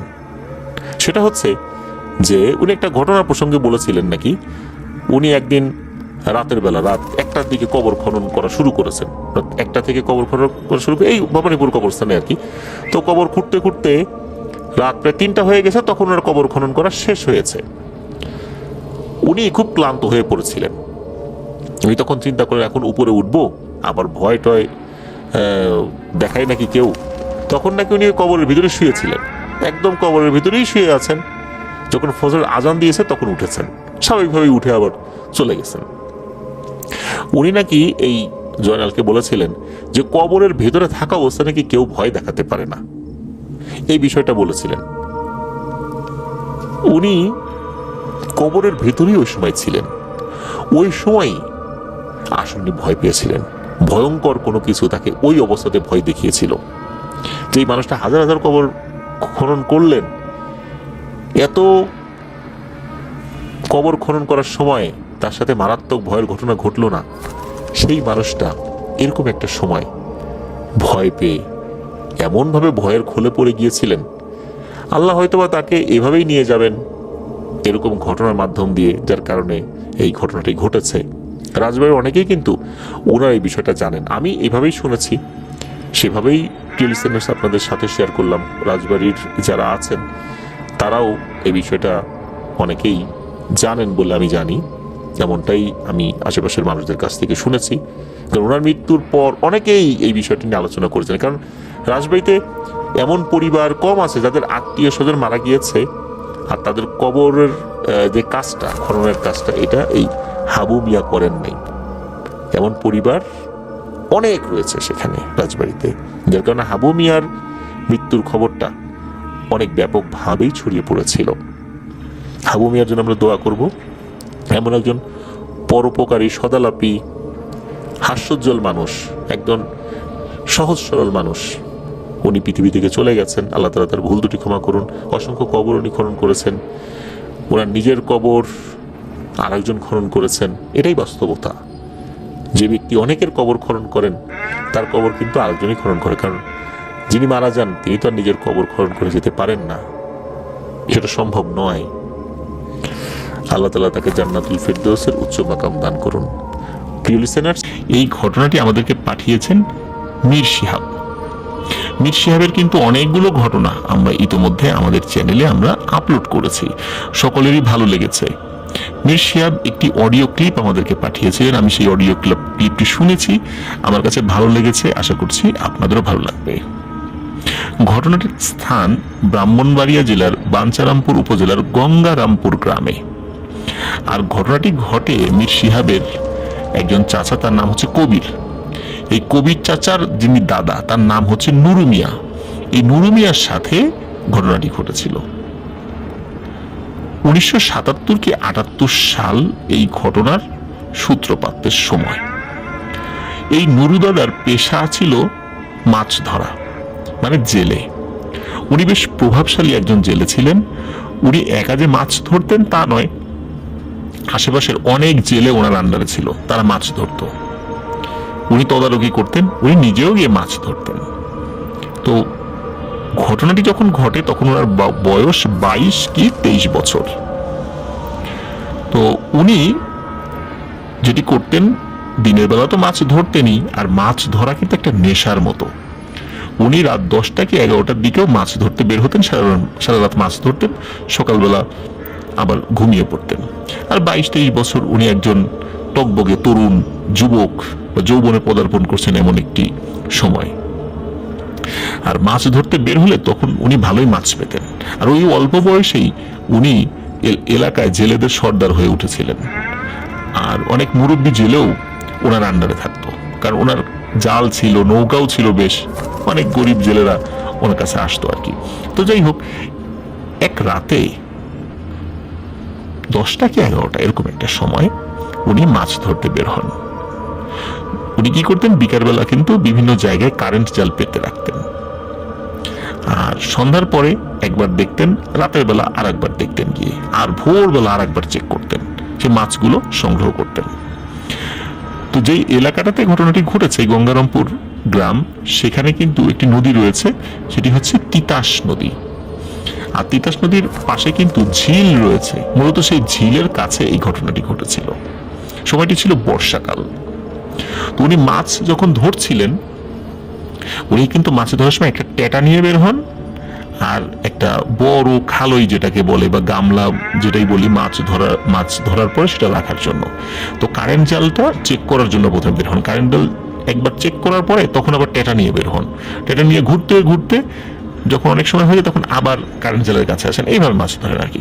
তো উনি ওই ওনার পাতা যে কারেন্ট জাল সেখানে চলে আসেন, সাথে নৌকা ছিল। তো উনি কারেন্ট জাল উঁচু করছেন, কিছু কিছু মাছ পড়েছে সেগুলো রাখছেন। এর মধ্যে দেখতে পান ওই কারেন্ট জালে বেশ মাঝারি সাইজের বা মাঝারি সাইজ থেকেও একটু বড় হবে এমন একটি শোল মাছ ওনার জালে ধরা পড়েছে। তো উনি মাছটি দেখে খুব খুশি হন, মাছটি উনি কারেন্ট জাল থেকে খোলার চেষ্টা করেন। তো উনি দেখেন যে এই মাছটি বের হওয়ার জন্য অনেক চেষ্টা করেছে, মানে সে যে চেষ্টা করেছে তার প্রমাণ তার বডি দেখলেই বোঝা যাচ্ছে যে কিছু কিছু জায়গায় ছুলে গিয়েছে। তো মাছটি দেখার পর আসলে ওনার খাবার, মানে সেই মাছটাকে যে উনি খাবেন এই ইচ্ছা জাগার পরিবর্তে ওনার আসলে মাছটি দেখে মায়া হয়। একটা জেলে অথচ তার মাছ দেখে মায়া হয়েছে, মনে হলো আরে মাছটি বাঁচার জন্য কতই না কষ্ট করেছে, মাছটা ছেড়ে দিই। তো উনি কি করেন, খুব সুন্দর করে খোলেন, হেঁচকা টানে উনি খোলেননি, কারণ যেহেতু মাছটি বাঁচার জন্য অনেক চেষ্টা করেছে, উনি খুব সুন্দর করে খোলেন। মাছটি তখনও জীবিত ছিল। খোলার পরে মাছটিকে এক হাত দিয়ে একটু আদর করে হাত বুলিয়ে, মাথায় হাত বুলিয়ে ওটাকে আবার পানির মধ্যে ছেড়ে দেন। তো মাছটি বেশ পরিশ্রান্ত ছিল, সে ছোটার জন্য অনেক চেষ্টা করেছে, দুর্বল হয়ে পড়েছিল। তো মাছটি আস্তে আস্তে সাঁতার কেটে পরে পানির মধ্যে মিলিয়ে যায়। উনি তো দেখতে পান যে ও মাছটি আবার সাঁতার কেটে চলে গেল। তো ঘটনাটা এখানেই আপাতত ওই রাতের মতো শেষ। উনি স্বাভাবিকভাবে মাছ ধরে বাড়িতে চলে আসেন। এর কয়েকদিন পরে উনি রাতের বেলা মাছ ধরতে গিয়েছেন। তো রাত প্রায় 3টা সাড়ে 3টা হয়েছে, তখন আর মাছ ধরা শেষ, উনি বাড়িতে ফেরত আসছিলেন। তো আস্তে আস্তে ওই যে ঝিলের কথা বললাম, সেই ঝিলের একটা জায়গায় মানুষ আবার গোসল করে। তো উনি দেখতে পাচ্ছেন দূর থেকে পানি নড়ছে, মনে হচ্ছে যে কেউ গোসল করছে। আমার মনে হচ্ছে না, কেউ গোসল করছে না, ওখানে বড় আকৃতির কোনো মাছ হবে, মাছ ওখানে সাঁতার কাটছে। অনেক সময় এরকম হয় যে কোনো একটা নির্দিষ্ট জায়গায় বড় আকৃতির কোনো মাছ চলে আসে। তো উনি মনে করেছেন যে মাছ যদি হতে হয় তাহলে আমার হাতে তো টেটা আছে, যাই। কিন্তু যত কাছে যাচ্ছিলেন তত মনে হচ্ছিল যে ওইটা আসলে মাছ না, ওটা অন্য কিছু, কোনো মানুষ জাতীয় কিছু হবে। তো উনি দাঁড়িয়ে থাকেন যে কি ব্যাপার, এত রাত্রে এখানে গোসল করে কে এটা। তুমি দাঁড়িয়ে আছেন। তো অল্প সময়ের মধ্যে তিনি দেখেন ওই পানির মধ্যে থেকে বড় আকৃতির একটা মাথা উঠে আসছে, তারপর গলা, তারপর বুক, তারপর পেট, মানে ওইটা একটা মানুষের মতো, কিন্তু সেটি অনেক বড় আকারে, অনেক বড়, প্রায় 30-40 হাত লম্বা এরকম হবে। হেঁটে হেঁটে তার দিকে আসছে। সে এতটা ভয় পায় যে সে তার পা 1 ইঞ্চি পর্যন্ত নড়াতে পারে না, মানে 1 ইঞ্চি যে নড়াবে সেই সুযোগ সে পাচ্ছে না। ভয়ে সে কাঁপাকাঁপি শুরু করে দিয়েছে, মনে করছে জীবন আমার এখানেই শেষ। যখন ওই জিনিসটি কাছে আসে তখন চাঁদের আলোতে দেখতে পায় ওই জিনিসটি সারা শরীর ভরা লোম, লোম দিয়ে টপ টপ করে পানি পড়ছে, যেহেতু পানির নিচ থেকে উঠে এসেছে, আর চেহারাটা বিভৎস রকমের। কিন্তু ওই লোকটি কাছে এসে ওই নুরু মিয়াকে বলে, নুরু মিয়া আসসালামু আলাইকুম, তুমি ভালো আছো? তো এত সুন্দর মোলায়েম কণ্ঠে তার সালাম, এবং সে কেমন আছে এটা জিজ্ঞেস করা মাত্র সে খুব অবাক হয় যে এই ধরনের একটা ভয়ঙ্কর জিনিস মাছ ধরতে গিয়ে প্রায়শই অনেক গল্প শোনা যেত, ওনার সাথে কখনো এর আগে ঘটেনি। এই জিনিসটা এসে আমার সাথে এত ভালো ব্যবহার করছে। তখন সে ওয়ালাইকুম আসসালাম বলে, যে আলহামদুলিল্লাহ ভালো আছি, আপনি কেমন আছেন? তখন বলে, হ্যাঁ আমিও ভালো আছি, আমি তোমার অপেক্ষাতেই ছিলাম, তোমার সাথে দেখা করব কিন্তু সুযোগ হয়ে উঠছিল না, তোমার সাথে লোক থাকে, কিন্তু তোমার সাথে দেখা করতে আমার জন্য খুব জরুরি, তোমার তো একটা ধন্যবাদ প্রাপ্য তুমি। বলে, কি ব্যাপার, আমি কি করলাম এবং আমার সাথে কেন দেখা করতে চাচ্ছিলেন? তখন নুরু মিয়ার মনে সাহস আসে। তখন বলে, কয়েকদিন আগে তুমি একটা শোল মাছকে জাল থেকে ছেড়ে দিয়েছিলে, তোমার কি মনে আছে? বলে, হ্যাঁ আমার মনে আছে। বলে, তুমি ওটা কেন ছেড়ে দিয়েছিলে? তখন বলে যে আসলে ওই মাছটি দেখে আমার খুব মায়া হয়, নর্মালি আমার মাছ দেখে মায়া হয় না যেহেতু আমি জেলে, কিন্তু কেন জানি আমার মায়া হয়, আমি ছেড়ে দিই। বলে, তুমি কি জানো যে ওটা কে ছিল? বলে, না আমি তো জানি না। বলে, ওইটা আমার ছোট ছেলে ছিল, আমি হচ্ছি এই ঝিল, তোমরা যে ঝিলে মাছ ধরো এই ঝিল এলাকায় যত জিন আছে সেই জিনদের সর্দার। তো আমার ছোট ছেলে চঞ্চল প্রকৃতির, সে রাতের বেলা মাছের রূপ ধরে সাঁতার কাটতে ভালোবাসে। তো আমি কি করি, ও যেহেতু ছোট, ওর সাথে আমার অনুগত আরো কিছু জিনদেরকে দিয়ে দিই যাতে ওকে পাহারা দিতে পারে। কিন্তু ওই রাত্রে সে সাঁতার কাটছিল একটা শোল মাছের রূপ ধরে। আমার অনুগত যে জিনেরা তারা তাকে বলে যে তুমি সামনে এগোয়ো না, সামনে জাল থাকতে পারে, আটকে যাবা। কিন্তু আমার ছোট ছেলেটা কথা শুনছিল না, সে সকলের কথা অমান্য করে সামনে এগিয়ে গিয়ে তোমার জালে ধরা পড়ে।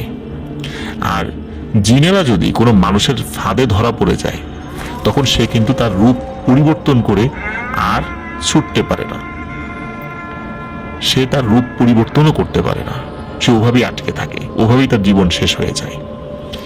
তোমার জালে আটকানোর পরে আমার অনুগত যে সমস্ত জিনেরা আছে তারা ছোটানোর অনেক চেষ্টা করেছে, কিন্তু ওই সময় আমি এলাকাতে ছিলাম না, আমি অনেক দূরে ছিলাম। আমার কাছে তথ্য আসে একটু দেরিতে যে আমার ছেলে আটকা পড়েছে। তখন আমি দ্রুত আসতে আসতে আমি দেখি আমার ছেলে আহত অবস্থায় বাড়িতে ফেরত এসেছে। আমি জিজ্ঞেস করি সব কথা যে কি হয়েছিল, তখন আমার ছেলে বলে যে ওই দয়ালু জেলে আমাকে ছেড়ে দিয়েছে। তারপর তোমার সম্পর্কে আমি তথ্য সংগ্রহ করি, তোমার সাথে আমি দেখা করব, এই জন্য আমি অপেক্ষা করছিলাম। তো আজকে তুমি যেহেতু একা আসছো, আমি আমার যে সুরত সেই সুরতেই তোমার সামনে আসলাম। তখন নুরু মিয়া ভয়ও পাচ্ছিল, অবাকও হয়, খুশি হয় যে না, সে একটা জিনের সন্তানকে বাঁচাতে পেরেছে। তখন ওই জিনটি বলে, আমি তোমার একটা উপকার করতে চাই, তুমি যেহেতু আমার সন্তানকে বাঁচিয়ে দিয়েছো, আমার স্ত্রী আমাকে বলেছে অবশ্যই যেন তোমার আমি কোনো উপকার করি। তো আমি তোমার একটা উপকার করতে চাই। আমি খবর নিয়েছি তুমি টুকটাক কবিরাজি করো, কবিরাজি বিদ্যা জানো। যেহেতু তুমি টুকটাক কবিরাজি করো, আমরা জিনেরা কবিরাজি রিলেটেড অনেক বিষয় আমরা জানি, এই জন্য তোমাকে আমি একটি আংটি দিচ্ছি। তুমি এই আংটিটি সবসময় হাতে পরে থাকবে। এই আংটিটি তোমার যতদিন সাথে থাকবে ততদিন আমার অনুগত অনেক জিনেরা তোমার সাথে থাকবে এবং তোমাকে অনেক কবিরাজি বিষয়গুলো শেখাবে। কিন্তু তুমি ভয় পেও না, তুমি ভয় পাবা না। এবং তুমি শুধু কবিরাজি ট্রিটমেন্ট না, যদি কারো কখনো জিনে ধরে তুমি সেখানে যাবা, সেখানে গেলে ওই জিনে ধরা রোগী কিভাবে ভালো হবে সেটা আমরা দেখব, এটা নিয়ে তোমার কোনো দুশ্চিন্তা নেই। কিন্তু তোমার জন্য একটা কঠোর নির্দেশনা রয়েছে, সেটি হলো তুমি কখনো শোল মাছ খাবা না। তুমি যদি শোল মাছ খাও তাহলে আমরা তোমাকে আর কোনো সাহায্য সহযোগিতা করতে পারবো না, আমরা তোমার কোনো ক্ষতি করবো না, এটাও ওয়াদা করছি, কিন্তু তোমার কোনো সাহায্য সহযোগিতা করতে পারবো না। আর আমরা যদি তোমাকে কোনো সাহায্য সহযোগিতা না করি তখন অনেক দুষ্টু জিনেরা তোমার পিছু লেগে যাবে এবং তখন কিন্তু তারা তোমাকে ক্ষতি করবে। এই জন্য কখনোই শোল মাছ তুমি খাবা না। তিনিও প্রতিশ্রুতি দেন যে হ্যাঁ, আমি শোল মাছ খাবো না। তখন তার বয়স 22 কি 23 বছর, টকবকে যুবক। তো ওই সময়ে ওই জিনটি তাকে একটি আংটি দেয় এবং সেই আংটিটি হাতে পরে রাখে। এরপর থেকে উনি কবিরাজি কাজগুলো শুরু করে। শুরুতেই বলেছি যে উনি কিন্তু আগে থেকেই টুকটাক কবিরাজি করতেন, মানে এমনি গাছপাতা দিয়ে কিছু ওষুধ তৈরি করা, সাধারণ কিছু ট্রিটমেন্ট। কিন্তু জিনেদের ওই কথায় উনি আরো কিছু ট্রিটমেন্ট শুরু করেন এবং জিনেরা ওনাকে এসে কিছু কিছু জিনিস শেখাতো, স্বপ্নের মধ্যে শেখাতো। সামনাসামনি আসলে উনি ভয় পাবেন, ক্ষতি হতে পারে ওনার, ভয়ে যদি উনি ক্ষতি হয় ওনার পরিবারের ক্ষতি হয়, জন্য ওরা সামনাসামনি খুব কম আসতো। ওই জিনদের সর্দার সে কিছু জিনকে অ্যাসাইন করে দিয়েছিল যে তার জন্য কোনো সমস্যা না হয়, ও কবিরাজি করতে গেলে ওকে সহযোগিতা করবা। তো এইভাবে উনি চলছিলেন, কোনো সমস্যা হতো না। তো 1 বছর, 2 বছর, 3 বছর, এইভাবে দীর্ঘ সময় কিন্তু চলে যায়। বয়স হয়ে যাচ্ছিল ওনার, এবং একটা সময় কি হয়, ওনার বয়স যখন 40+ হয়ে যায় তখন উনি অনেক কিছু মনে রাখতে পারতেন না, ভুলে যেতেন। মানে এটাকে বলে ডিমনেশিয়া।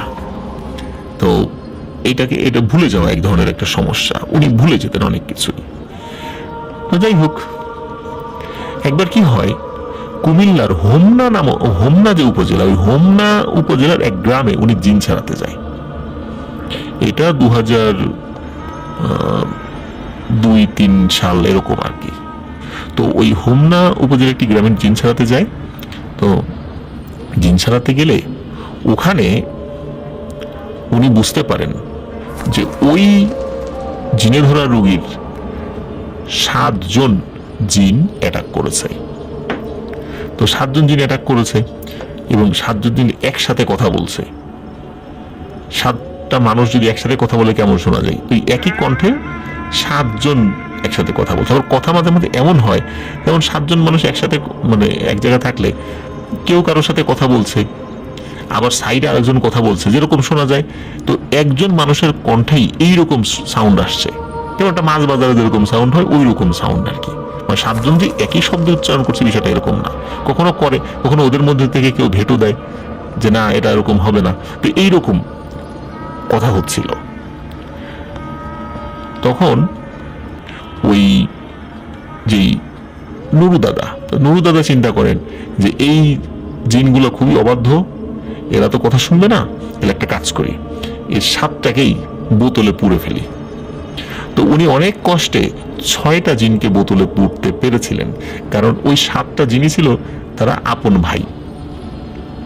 একটাকে উনি পুড়তে পারেনি, ওই একটা পালিয়ে চলে যায়। কিন্তু পালিয়ে যাওয়ার আগে বলে যে নুরু মিয়া, আমার 6 ভাইকে তুই বন্দি করলি, আমি এই 6 ভাইকে মুক্ত না করা পর্যন্ত শান্তিতে থাকতে পারবো না, আর তোকেও শান্তিতে থাকতে দেবো না। আমি এই 6 ভাইকে মুক্ত তো করবই, আর যেদিন আমি সুযোগ পাবো তোকে কিন্তু আর সেকেন্ড টাইম ভাববার সময় দিব না, তোর জীবন ওই দিনই আমি শেষ করে দিব। তো এটা বলে সে চলে যায়, আর ওই রুগীও সুস্থ হয়ে যায়। আর উনি ওনার কবিরাজি বিদ্যায় সফলতা অর্জন করেছিলেন মূলত ওই জিনের সর্দারের অ্যাসাইন করা কিছু জিনের সহযোগিতায়। তারাই মোটামুটি জিনে ধরা রুগীর কাছে যখন যেত, তারা নিজেরা আক্রমণ করতো ওই জিনের উপরে, যে জিনটা কোনো একটা রুগীর উপর প্রজেস্ট করেছে, ওকে পিটিয়ে তাড়িয়ে দিত। তো এভাবেই আসলে উনি সফলতা পেয়েছিলেন জিনে ধরা রুগীর ক্ষেত্রে। ওনার নিজের কোনো মানে ওই রকম কোনো কেরামতি ছিল না, উনি এমনি কবিরাজি জানতেন। যাই হোক, এখন আসি ভয়ানক আরেকটি জায়গায়, যে জায়গাটাতে একটি ঘটনা ঘটার ফলে ওনার জীবনের অনেক ছন্দপতন হয়েছিল। এই তিতাস নদীর এক স্থানে 3 মাথা আছে, এবং ওই জায়গাটাতে মানে 3 রাস্তার মোড়ের মতো আর কি, আমাকে যতটুকু বলেছে। এবং ওইখানে একটা ব্রিজ, ওয়াই ব্রিজ বলে, ওয়াই ইংরেজির ওয়াই আকৃতির আর কি, ওয়াই ব্রিজ। একদিকে হোমনা চলে যাওয়া যায়, অন্যদিকে কুমিল্লার খড়মপুরে চলে যাওয়া যায়, মানে এরকম 3টা দিক আছে আর কি ওখানে। আর ওই জায়গার আশেপাশে বেশ মাছ ধরা পড়ে। এই নুরু দাদা উনি কিন্তু কবিরাজি জানলে ওনার মূল পেশা ছিল মাছ ধরা। উনি কিন্তু কখনোই ওনার মাছ ধরা পেশার থেকে সরে আসেনি, উনি রেগুলারই মাছ ধরত। উনি যদিও বয়স হয়ে গিয়েছিল, তো এক রাতে উনি মাছ ধরতে যায়। ওনার ওই সময় তো উনি সরাসরি মাছ ধরতে না, ওনার অনুগত বিভিন্ন জেলে ছিল, তারা মাছ ধরত। তো উনি দেখেন যে একটা নৌকায় কয়েকজন জেলে মাছ ধরছে, তারা হঠাৎ করে চিৎকার চেঁচামেচি করছে, এই পাইছি পাইছি পাইছি। তো ওনার যে নৌকা ছিল উনি আবার সেখানে যায়, কি কি পাইলি? বলে এই দেখো দাদু কত বড় শোল মাছ। তখন শোল মাছটা দেখে ওনার কিন্তু লোভ লেগে যায়, বলে আচ্ছা ঠিক আছে, শোল মাছটা আমাকে দিয়ে দেখো, নিয়ে যাও, সমস্যা নাই, তুমি খাও, আমরা তো প্রতিনিয়তই মাছটা পাই। ওদিকে ওনাকে যে শোল মাছ খেতে বহু বছর আগে নিষেধ করা হয়েছিল, এর মধ্যবর্তী ওনাকে কিন্তু আর কখনো মনে করে দেওয়া হয়নি। তো উনি শুরুতে বলেছি যে একটা জায়গায় যে ওনার কিন্তু ভুলে যাওয়ার একটা স্বভাব সৃষ্টি হয়ে যায়, মনে থাকতো না অনেক কিছু। তো উনি কি করে, ওই শোল মাছটা নেয়, শোল মাছটা নিয়ে রাতের বেলা একা একা ফিরছে। তো একা একা ফিরছে, হঠাৎ করে পেছন থেকে একটা আওয়াজ আসে, নুরু দাঁড়াও, ভুল করো না, অনেক ক্ষতি হয়ে যাবে, ছেড়ে দাও মাছটাকে। তো উনি যেহেতু কবিরাজি করতো, অনেক জিন ভূত তাড়িয়েছে, টুকটাক ঘটনা ওনার সাথে ঘটতো, মনে করলো যে নিশ্চয়ই এই দুষ্টু জিনেরা আমার হাত থেকে এই মাছটা নিয়ে মাছটা খাবে। কেন এরকম তো অনেক ঘটনাই আমরা শুনেছি প্রিয় লিসেনার্স, যে কেউ মাছ নিয়ে যাচ্ছে, ইলিশ মাছ, ভয় দেখিয়ে সে মাছ হাতিয়ে নিয়েছে জিনেরা। তো উনি মনে করেন যে এরকম একটা কারসাজি চলতেছে, আমার কাছ থেকে মাছটা হাতিয়ে নিয়ে ওরা খাবে। তো উনি পাত্তা দেয়, উনি যেতে থাকে। কিছুটা পথ এগিয়ে যাওয়ার পর ওনার বাসার কাছাকাছি চলে আসে, এবং ওখানে একটা বাঁশঝাড় রয়েছে। উনি বাঁশঝাড়ের ওখানে দেখে শাড়ি পরা, সমস্ত শরীর গহনা, খুব সুন্দরী একজন নারী, অনেক উঁচা লম্বা, এটা কোনো মানুষ না, উনি দেখেই বুঝতেছে প্রায় 20-30 হাত লম্বা হবে, এমন একজন দাঁড়িয়ে আছে। ওই মহিলাটির কোমরে একটি স্বর্ণের কলস ছিল, এবং দূর থেকে দেখা যাচ্ছে ওই কলস ভর্তি হীরা মণি মাণিক্য রয়েছে। ওই মহিলাটি বলে, নুরু মিয়া ভুল করছো, ওই মাছটি ছেড়ে দাও। আমার কাছে যে স্বর্ণের যে কলস রয়েছে, কলস ভর্তি মোহর সহ আর অনেক কিছু রয়েছে, এটা নিয়ে যাও, এটি মাছটিকে ছেড়ে দাও। নুরু মিয়া চিন্তা করে এটা হচ্ছে জিনেদের মায়াজাল, এই ফাঁদে পা দেয়া যাবে না, আর মাছটিও তাদেরকে দেয়া যাবে না। উনি দোয়া দুরুদ পড়তে থাকে। একটা সময় ওই জিনটা চলে যায়, এখান থেকে অদৃশ্য হয়ে যায়। সে বাড়িতে চলে যায়। বাড়িতে গিয়েই ওই সময় তার স্ত্রীকে ঘুম থেকে ডেকে তোলে, বলে যে এখনই এই মাছটি রান্না করো, এই শোল মাছটা আমি খাবো। পথে টুকটাক ঘটনা ঘটছে, এই মাছটা রেখে দেয়া যাবে না। তখন ওনার ওয়াইফ ওই মাছটি কোটে, তারপরে রান্না করে খায়। মানে ওনার কিন্তু মোটেও মনে ছিল না যে বহু বছর আগে ওনাকে বারবার বলা হয়েছে কখনো সেজন্য শোল মাছ না খায়, কিন্তু উনি এটি ভুলে গেছেন। ওনাকে দুইবার মনে করাই দেওয়ার সত্ত্বেও উনি সেটা মানে ভ্রুক্ষেপ করেননি। যাই হোক, উনি ফজরের নামাজ পড়ে ঘুমিয়েছেন, মাস্টার্স খেয়ে আর কি, পরিবার সদস্যদের সহ। 3-4 ঘন্টা ঘুমানোর পরে ঘুম থেকে উনি উঠেছেন, হাত মুখ ধুতে গিয়ে দেখেন ওনার হাতে সেই আংটিটি নেই, যে আংটিটা জিনেরা দিয়েছিল। এত বছর যেটি উনি পড়েছিলেন, সেই আংটিটি ওনার হাতে নেই। ওই আংটিটি পরে থাকতে থাকতে ওনার আঙ্গুলে কিন্তু দাগ হয়ে গিয়েছিল। এখন হঠাৎ করে দেখে সেটা নাই। আর একটা জিনিস পরে থাকতে থাকতে কিন্তু একটা অভ্যাস হয়ে যায়, হঠাৎ করে সেটা না থাকলে সেই জায়গাটা শূন্য শূন্য মনে হয়। তো উনি দেখে আংটি নেই, আংটি কোথায় গেল? পরিবারের সদস্যদেরকে জিজ্ঞেস করে কেউ আংটি আঙ্গুল থেকে খুলেছে কিনা? বলে না, কেউ তো খোলে নাই। সারা বাড়ি তন্ন তন্ন করে খোঁজে, কিন্তু আংটি কোথাও খুঁজে পায় না। ওই দিন থেকেই নুরু মিয়ার অসুস্থতা শুরু হয়। প্রথমে সর্দি কাশি, তারপর শুরু হয় জ্বর। ওই রাতে সেই অবয়বটিকে নুরু মিয়া স্বপ্নে দেখে। তো তিনি স্বপ্নে দেখেন যে ওই যে অবয়বটি, সে এসে বলছে যে নুরু, তোমাকে কতবার করে বলছিলাম যে তুমি শোল মাছ খাও না, তুমি কথাই শুনলা না। মানলাম তুমি ভুলে গেছো, কিন্তু তোমাকে মনে করা দেওয়ার জন্য তো আমার 2জন লোক গেছিল, তারা তো চেষ্টা করেছে তোমাকে মনে করানোর জন্য। কি কাজটা করলা তুমি? তুমি কেন ওই মাছটা ছেড়ে দিলা না? আর ওই মাছটা জিন ছিল না, এটা সত্য, কিন্তু মাছটা কেন তুমি খেলা? ওই মাছটা খাওয়ার ফলে তুমি যে শুধু নিজের ক্ষতি করেছো তা না, তুমি আমাদেরও ক্ষতি করেছো। প্রথম কথা হলো, যে আংটিটি তোমাকে দেয়া হয়েছিল, এই আংটিটি আমার নিজের একটা সম্পত্তি ছিল। তুমি শোল মাছ খাওয়ার ফলে ওই আংটিটি অদৃশ্য হয়ে গেছে। বিষয়টা এরকম না যেটা আমরা নিয়ে গেছি। ওই আংটির একটা ক্ষমতা ছিল, সেই ক্ষমতাটাও শেষ হয়ে গেছে। এখন আমরা তোমাকে কোনোভাবে সাহায্য সহযোগিতা করার যদি ইচ্ছাও থাকে করতে পারবো না, কারণ তুমি শোল মাছ খাওয়ার ফলে তোমার কাছে আমরা যেতে পারছি না। এখন তুমি এত বছর ধরে যে জিনে ধরা রোগীদের ট্রিটমেন্ট করেছো, এই জিনগুলো এখন তোমার ক্ষতি করবে।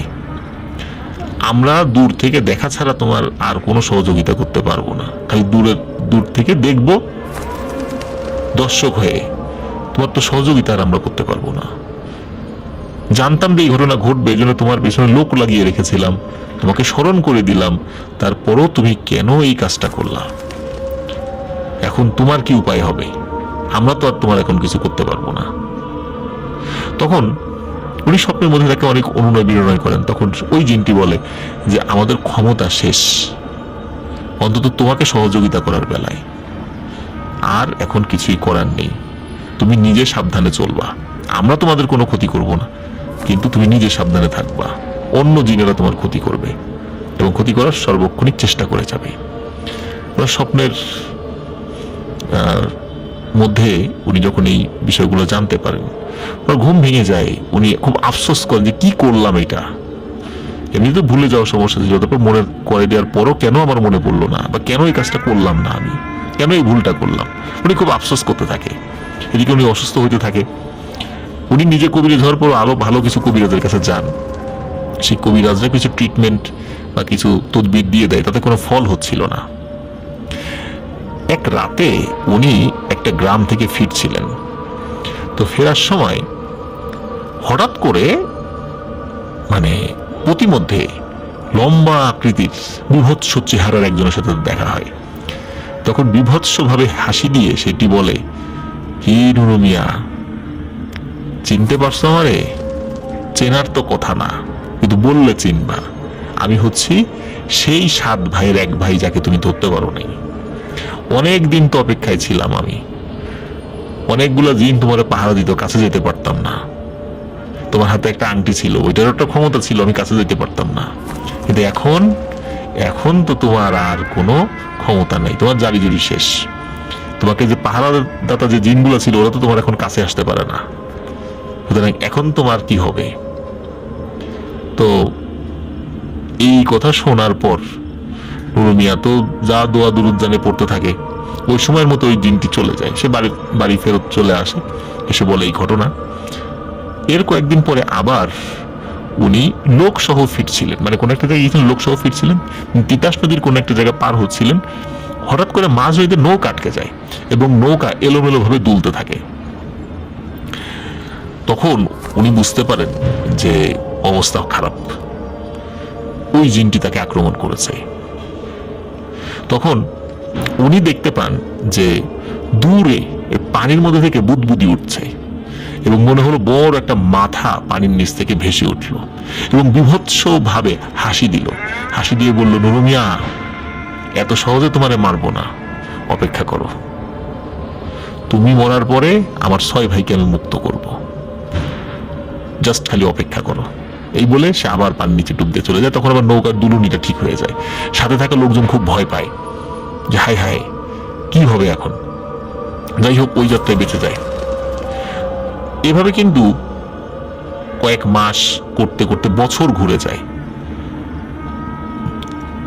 তখন উনি চিন্তা করেন যে সেই উপকারী জিনের কাছে উনি আবারও যাবেন, কাকুতি মিনতি করবেন, যদি কোনো সহযোগিতা করতে পারে। উনি এক রাতে যেই জায়গাটাতে তার সাথে দেখা হয়েছিল বহু বছর আগে, যদিও উনি অনেক কিছু ভুলে যেতেন কিন্তু এইসব বিষয় তার মনে ছিল, তো সেইখানে গিয়ে তাকে ডাকাডাকি করেন, কিন্তু কোনো সারা শব্দ নেই।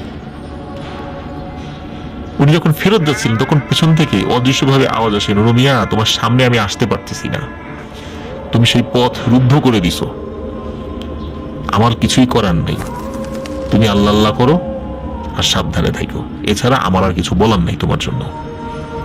তো যাই হোক, ওই সময় সে অনেক কাকুতি মিনতি করে কিন্তু বলে যে আমার কোনো ক্ষমতা নাই এখন আর। নুরু মিয়া বাড়ি চলে যায়। 2007 সালের কোনো এক দিনের বেলা নুরু মিয়া গোসল করতে গিয়েছিল পুকুরে। তো পুকুরে গোসল করতে গিয়েছিল দুপুর বেলা। গোসল করতে গিয়ে উনি আর উঠে আসেনি। লোকজন তাকে খোঁজাখুঁজি করতে যায়। ওই পুকুরে কাদার মধ্যে, মানে পানির নিচে যে কাদা রয়েছে, কাদার মধ্যে তাকে কোমর পর্যন্ত ডুবন্ত অবস্থায় পাওয়া যায় এবং মৃত অবস্থায় তাকে উদ্ধার করা হয়। ওনার মৃত্যুর আগে যত ঘটনা ঘটেছিল তিনি তার পরিবারের সাথে শেয়ার করেছেন বলে আমরা আপনাদেরকে জানাতে পারলাম। কিন্তু ওনার মৃত্যুটা আসলে কিভাবে হয়েছিল, চোরা কাদায় পড়ে গিয়েছিলেন নাকি প্যারানরমাল কোনো ঘটনার ফলে তার মৃত্যু হয়েছিল, যেহেতু উনি মারা গেছেন কাউকে তো বলে যেতে পারেননি। তবে সকলে বলেন, পরিবারের সদস্যরা বলেন যে তাকে ওই যে 7 ভাইয়ের এক ভাই যে বাইরে ছিল, যাকে আটক করতে তিনি সক্ষম হননি, সেই জিনটি তাকে হত্যা করেছে হয়তো। এভাবেই নুরু দাদার জীবনের সমাপ্তি ঘটে। প্রিয় লিসেনার্স, এই ঘটনা থেকে আমরা কিন্তু কয়েকটা বিষয় জানতে পারলাম। অনেকেই প্রশ্ন করেন, জিনেরা নিজেরাই তো মাছ খেতে পারে, তাহলে অন্যের ধরা মাছ কেন খেতে হয়, কেন ভয় দেখায় অন্যদেরকে? এই প্রশ্নের উত্তরটা হলো এটাই, সেটা হলো যে কিছু মানে পিশাচ প্রকৃতির জিন যারা অনেক শক্তিশালী, ওরা নিজেরা মাছ ধরে খেতে পারে। কিন্তু অধিকাংশ জিনেরাই যারা মাঝারি আকারের শক্তিশালী জিন বা নিম্ন শক্তিধর জিন, ওরা সরাসরি মাছ ধরে খাওয়াটা তাদের জন্য অনেক কঠিন। এই জন্য মানুষ যদি মাছ ধরে সেগুলো তারা খেতে পারে। আর কোনো জিন যদি কোনো অন্য রূপ ধরে এবং ওই রূপে যদি মানুষের হাতে ধরা পড়ে যায়, তাহলে নাকি সে তার রূপ চেঞ্জ করতে পারে না, ছুটতেও পারে না, যতক্ষণ না পর্যন্ত তার মৃত্যু হয়। এরকম একটি বিষয় আমরা এই ঘটনা থেকে জানতে পেরেছি। প্রিয় লিসেনার্স, আশা করছি এই ঘটনাটার থেকে আমরা যতটুকু শিক্ষা পেয়েছি সেটি আমাদের জীবনে, আল্লাহ না করুক যদি কখনো এই ধরনের ঘটনা ঘটেই যায়, তাহলে আমরা এই বিষয়গুলো সম্পর্কে অত্যন্ত সচেতন থাকবো ইনশাল্লাহ। প্রিয় লিসেনার্স, আশা করছি এই ঘটনাটি আপনাদের ভালো লেগেছে। আমরা চলে যাচ্ছি আমাদের পরবর্তী ঘটনায়। আমি এখন যে ঘটনাটি আপনাদেরকে শোনাতে যাচ্ছি, এই ঘটনাটি আমাদেরকে পাঠিয়েছেন ভারতের পশ্চিমবঙ্গ থেকে সাজ্জাদ হোসেন ভাই। সাজ্জাদ হোসেন ভাই কিন্তু এর আগেও বেশ কয়েকটি ঘটনা আমাদেরকে পাঠিয়েছিলেন, আর এখন যে ঘটনাটি তিনি পাঠিয়েছেন এটি একটি ডোমের ঘটনা। আপনার ডোম রিলেটেড অনেক ঘটনাই শুনতে চান, তো উনি একজন ডোমের কাছ থেকে সরাসরি ঘটনা সংগ্রহ করে আমাদেরকে জানিয়েছেন। তো ডোম যেভাবে বলেছে ঠিক সেভাবেই তিনি আমাদেরকে লিখেছেন, আর আমিও চেষ্টা করছি ঠিক ডোমের ভাষায় আপনাদেরকে এই ঘটনাটি পড়ে শোনাতে। আশা করছি এটি আপনাদের ভালো লাগবে। নামটি বলছি না সঙ্গত কারণে, কারণ এখনো আমি সেই হসপিটালে ডোম হিসেবে কর্মরত আছি। আমি একটি সরকারি হসপিটালের ডোম। আসলে আমরা যে ধরনের কাজ করি সেই কাজগুলো সুস্থ মস্তিষ্কে করা সম্ভব নয়, তাই কাজ করার আগে আমরা কিছুটা মদ্যপান করে থাকি। যাই হোক, মূল ঘটনাতে আসি। ঘটনাটির সময়কাল আজ থেকে প্রায় 10 থেকে 15 বছর আগে হবে। সেদিন রাতে ওই অঞ্চলের থানা থেকে একটি লাশ আসে। রাত 1:30টার মতো বাজে তখন। লাশের সাথে থাকা 4 জন পুলিশ সদস্য ছিলেন। পুলিশ সদস্যদের মধ্যে একজন আমাকে জানায়, সাবধানে, চোখ কান খোলা রেখে কাজ করবে কিন্তু। আমি খুব অবাক হই যে পুলিশ সদস্যরা একটি লাশ কাটার ক্ষেত্রে সতর্কতা অবলম্বন করতে বলছে। সতর্কতা আমাদের তো এমনিতেই থাকে, কিন্তু কেন চোখ কান খোলা রেখে কাজ করতে বলছে? আরো বলে, যত দ্রুত সম্ভব লাশ কেটে আমাদের কাছে হ্যান্ড ওভার করুন। আমরা হসপিটাল অপেক্ষা করছি। তখন আমি সেই পুলিশ সদস্যকে জানাই, স্যার, আজ 22 বছর এই কাজ করছি। অনেক ছোটখাটো সমস্যার সম্মুখীন হতে হয়েছে, কিন্তু বড় ধরনের কোনো অসুবিধায় এখনো আমি পড়িনি। আশা করছি আজও হবে না। পুলিশ সদস্য বলেন, অসুবিধা না হোক সেটাই তো আমি চাই। এই বলে তিনি সহ অন্য সদস্যরা সেখান থেকে চলে যান। আমি আর আমার হেল্পার ওই লাশটিকে স্ট্রেচারে উঠিয়ে কাজের জন্য সরঞ্জাম নিয়ে লাশের উপর থাকা কাপড়টা সরাতেই দেখতে পেলাম এটি একটি ছেলের লাশ। তার বয়স আনুমানিক 25 থেকে 27 বছর হবে। লাশটার বুকের বাম পাশে যেখানে হৃৎপিণ্ড থাকে সেখানে কেউ একটি ধারালো ছুরি দিয়ে কেটে হৃৎপিণ্ডটাকে ছিঁড়ে ফেলেছে। এছাড়াও দেখতে পেলাম লাশের একটি চোখ উপড়ে ফেলা, হাতের ও পায়ের নখগুলোও উপড়ানো, বাম পাশের কানটা অর্ধেক ছেঁড়া, আর বাকি অংশটা নেই। আর সেই লাশের শরীর থেকে দুর্গন্ধ আসছিল। লাশটি মনে হচ্ছিল 2-3 দিন আগের। আমার হেল্পার নতুন হওয়ার কারণে সেসব দৃশ্য সহ্য করতে না পেরে বমি করতে থাকে। বাধ্য হয়ে আমি তাকে বলি, তুই বাইরে গিয়ে বস, তোর কাজ করতে হবে না এখন, আমি কাজ শেষ করে তাড়াতাড়ি আসছি। হেল্পার চলে যায় বাইরে বারান্দায়। আমি লাশটা কাটছি, সেই সময় আমার মনে হলো লাশটার একবার তার চোখটা খুলল, যে চোখটা মানে উপড়ে ফেলা হয়নি, আবার সেই চোখটি বন্ধ করে নিল। আমি মনের ভুল ভেবে কাজ করতে থাকি। আমি সেই লাশের হাতের ও পায়ের উপড়ানো নখগুলোতে তুলো গুজে গজ দিয়ে ব্যান্ডেজ করে দিচ্ছিলাম। ঠিক তখনই মনে হলো পায়ের আঙ্গুলগুলো নড়ছে। আমি এবারও বিষয়টাকে ইগনোর করে কাজ শেষ করে ফেললাম। এবার মাথার খুলিটা সেলাই করে ফেললাম, আর তারপর উপড়ানো চোখের গর্তে তুলো ঢোকাতে যাব, ঠিক তখন মনে হলো ওই চোখের উপর দিকে কপালের যে অংশটা রয়েছে সেখানে কিছু একটা নড়াচড়া করছে, মানে চামড়ার নিচে কোনো একটা জিনিস নড়াচড়া করছে বলে মনে হচ্ছে। আর তখন আমি ভয় না পেয়ে একটু ঝুঁকে দেখতে যাব, এমন সময় ওই উপড়ে ফেলা চোখের কোটর দিয়ে ছোট্ট একটি কালো সাপের মতো কিছু একটা জিনিস দ্রুত গতিতে বের হয়ে লাফ দিয়ে ওই লাশের বাইরে চলে আসে। মনে হলো ওই জিনিসটি স্ট্রেচারের নিচে ঢুকে গেল।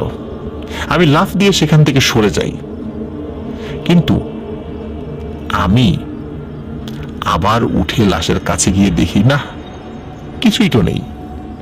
মনে মনে ভাবছিলাম এমন তো কোনোদিনও হয় না, কিন্তু আজ কেন এমন হচ্ছে? আজ কি কিছুটা বেশি খেয়ে ফেলেছিলাম কিনা? আমি আর দেরি না করে তুলোটাকে চক্ষুর কোটরে পুড়ে দেয়া মাত্রই পেছন থেকে ফিকফিকে একটি হাসির শব্দ শুনতে পাই। হাসিটা এতটাই বিদঘুটে ছিল যে হাসির আওয়াজ পাওয়া মাত্রই আমার সারা শরীরে কাঁটা দিয়ে ওঠে। আমার সমস্ত শরীরের লোমগুলো দাঁড়িয়ে যায়। ভয়ের একটি শিহরণ আমার মেরুদণ্ড বেয়ে শরীরের নিচ দিকে নেমে যায়। মাথাটা ভারী হয়ে আসে, চোখে মনে হচ্ছিল ঝাপসা দেখছি। যাই হোক, আমি সাহস করে পেছন ফিরে তাকাই আর দেখি একটি খালি স্ট্রেচারের উপর ওই ছেলেটা বসে আছে, যেই ছেলেটিকে আমি মাত্রই পোস্টমর্টেম করার চেষ্টা করছিলাম। লাশটি কিন্তু সেখানেই আছে, কিন্তু তারই রূপে ওই স্ট্রেচারের উপর আর একজন বসে আছে, আর এমন ভাবে হাসছে যা দেখলে যে কোনো মানুষের আত্মা উড়ে যাবে। আর ওই লাশটির হাতে একটি মানুষের হাত। কিছুক্ষণ আগে পোস্টমর্টেম করা একটি লাশের বডি থেকে একটি হাত ছিঁড়ে নিয়ে সে চিকেনের লেগ পিসের মতো খাচ্ছে আর আমাকে বলছে, আজ 2 দিন যাবত ওর লাশটিকে আমি পাহারা দিয়ে রাখছি। বেশ কয়েকটি ডোম কাটার চেষ্টা করেছে, কিন্তু আমি কিন্তু হতে দেইনি। ভয় ভীতি দেখিয়ে তাদেরকে বিতাড়িত করেছি, এমনকি পুলিশ সদস্যদেরকেও ভয় দেখিয়েছি। আর তোর সাহস আছে বলতে হবে, তুই তো ঠিকই তোর কাজ করে ফেললি। এসব কথা শুনে আমি হতবাক হয়ে দাঁড়িয়েছিলাম। ওই পিশাচটি আমাকে আরো বলছে, আমার মুখের খোরাক ওই ছেলে, তুই আমার মুখের খাবারের উপর হাত দিয়েছিস। এইবার প্রথমে তোর বাপকে আমি জ্যান্ত চিবিয়ে খাবো, তারপর একে একে তোকে সহ তোর প্রত্যেকটা সদস্যকে, যারা তোর পরিবারে আছে, তাদেরকে আমার খোরাক বানাবো। দেখি তুই কিভাবে ঠেকাতে পারিস। আমি আর এসব সহ্য করতে না পেরে নিজ হাতে নিজের 2 কান চেপে ধরি আর চোখ বন্ধ করে এক নাগাড়ে চিৎকার করে বলতে থাকি, এইসব সত্যি নয়, এসব সত্যি নয়। এসব বলার কিছুক্ষণ পর আমি ফিল করলাম ঘরটা হালকা হয়ে গেছে। এবার আমি ভয়ে রুম থেকে বেরিয়ে বারান্দায় এসে দেখি আমার হেল্পার নেই, যাকে বাইরে বসিয়ে রেখেছিলাম। আমি মূল দরজা থেকে বের হয়ে বা মূল দরজা থেকে কিছুটা এগিয়ে গিয়ে দৌড়ে পালাতে যাব, এমন সময় আমি পা পিছলে পড়ে যাই। পা পিছলে পড়ে যাওয়ার সময় মনে হচ্ছিল আসলে কেউ আমাকে পেছন থেকে ধাক্কা দিয়ে ফেলে দিয়েছে। আর পড়ে যাওয়ার পর আমি উঠে দাঁড়ানোর আগেই আমার মনে হচ্ছিল আমার এক পা ধরে কেউ টেনে ওই মর্গের ভিতরে নিয়ে যাচ্ছিল। আমি চিৎকার করতে থাকি, কিন্তু আমার গলা দিয়ে কোনো আওয়াজ বেরোচ্ছিল না। এবং সত্যি সত্যি আমাকে অদৃশ্য কেউ একজন ওই মর্গের ভিতরে নিয়ে যায় এবং দরজাটি একা একাই বন্ধ হয়ে যায়। তখন আমি দেখি ওই মর্গের ভেতরে থাকা 6টি লাশ নড়াচড়া করছে। এর মধ্যে থেকে যেই লাশটি আমি কিছুক্ষণ আগেই কেটেছিলাম, ওই লাশটি উঠে এসে আমার বুকের উপর পা দিয়ে বলছে, তোকে আজ পিষে মেরে ফেলবো, আর তুই মরলে তোর কলিজাটা চিবিয়ে খাবো। এই বলে সে ব্যঙ্গ বিদ্রুপের সুরে হাসতে থাকে। আমি আর সহ্য করতে না পেরে জ্ঞান হারিয়ে পড়েছিলাম মাটিতে। আমার জ্ঞান ফিরলে আমি দেখতে পাই আমি হসপিটালের বেডে শুয়ে আছি। পাশে আমার স্ত্রী আর মেয়ে বসেছিল। আমার স্ত্রী আমাকে বলছে যে, তোমার কি হয়েছিল? তুমি অজ্ঞান হয়ে মর্গের মধ্যে পড়েছিলে, পরবর্তীতে তোমাকে উদ্ধার করে অন্যরা। তখন আমি আমার স্ত্রীকে সব কথা জানাই। তখন আমার স্ত্রী বলেন, তোমার হেল্পারের লাশ মর্গের পাশের তাল গাছের নিচে পড়েছিল। ডাক্তারদের অনুমান অনুযায়ী সে হার্ট অ্যাটাকে মারা গিয়েছে, কিন্তু আমি জানি ওকে কে মেরেছে। নিশ্চয়ই ভয়ানক ওই পিশাচটিকে দেখেই ও হার্ট অ্যাটাকে মারা গিয়েছে, কারণ ও অনেক ভীতু ছিল, কেবল কাজ শিখছিল। হসপিটাল কর্তৃপক্ষ সেদিনই আমাকে ছুটি দেয়। আমি বাড়ি ফেরত আসি। আমি অসুস্থ থাকার কারণে হসপিটাল থেকে বেশ কিছুদিন ছুটি পাই। আমি যেদিন বাড়ি ফিরি সেই দিন রাতে আমার বাড়ির টালির চালে কারো হাঁটার শব্দে আমার ঘুম ভাঙে। ঘুম ভেঙে দেখি আমার স্ত্রী আমাকে বলছে, চুপ, একদম শব্দ করব না। একদম ফিসফিস করে আমাকে বলল। তার মানে হচ্ছে শব্দটা আমি এবং আমার স্ত্রী দুজনেই শুনছিলাম। আমার মেয়ে তখনও ঘুমাচ্ছিল। আর কিছুক্ষণ পর আমার ঘরের জানালায় নক করার শব্দ পাচ্ছিলাম, আর তার সাথে সেই হৃদয় কাঁপানো কণ্ঠে হাসি ভেসে আসছে। আমার স্ত্রী ও আমি তখন ভয়ে ঈশ্বরের নাম করছিলাম, আর আমার ধর্মের একটি মন্ত্র, যেটাকে গায়ত্রী মন্ত্র বলে, সেটি জপছিলাম।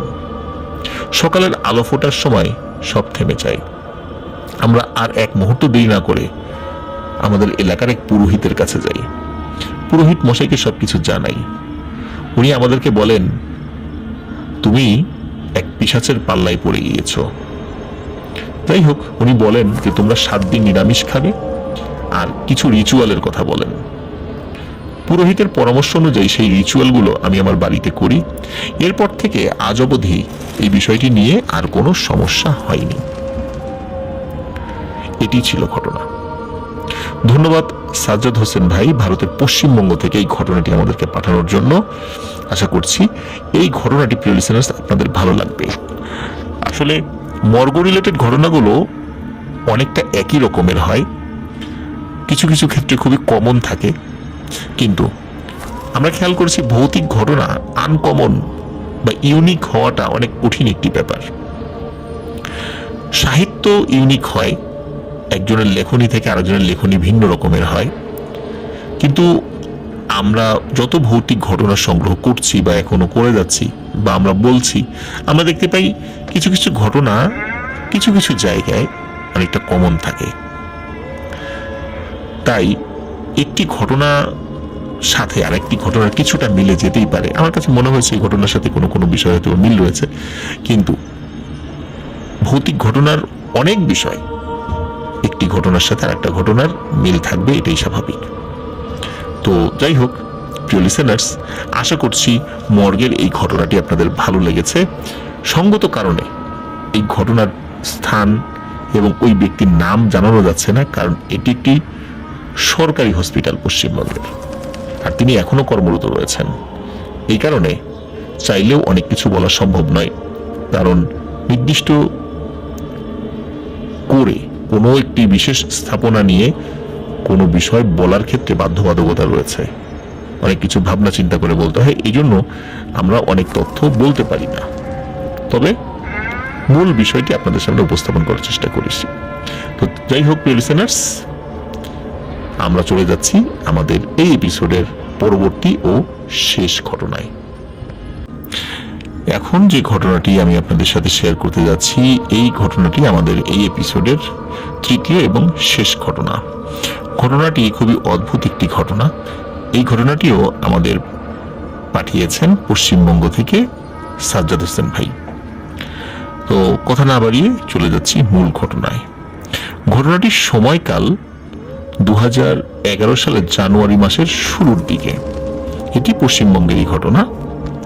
তো ঘটনাটি মূলত যার সাথে ঘটেছে তার নাম হচ্ছে রফিক, আর রফিকের মায়ের কাছ থেকে মূলত ঘটনাটি সংগ্রহ করা হয়েছে।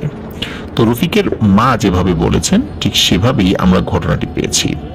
তো রফিকের মা বলেন, রফিক তার কলেজের বন্ধুদের সাথে ঘুরতে গিয়েছিল এবং ঘুরতে যায় তাদেরই এলাকার কোন একটি জায়গায়। সেখান থেকে ফেরত আসার পর থেকেই মূলত সমস্যা শুরু। এক রাতে লোডশেডিং হওয়ায় রফিক জানালার ধারে দাঁড়িয়ে স্মোক করছিল। তখন রফিক লক্ষ্য করে একটা কালো অবয়ব তার শুধু দুটো চোখ বোঝা যাচ্ছিল এবং চোখ দুটি লাল আকৃতির ছিল এবং জ্বলজ্বল করছিল। এই দেখে রফিকের অন্তর কেঁপে ওঠে, আর সে জানালা বন্ধ করে দ্রুত বিছানায় এসে শুয়ে পড়ে। পরদিন থেকেই রফিকের কেমন যেন অনুভূতি হওয়া শুরু হয়, মনে হয় যেন তার সাথে সবসময় কেউ আছে।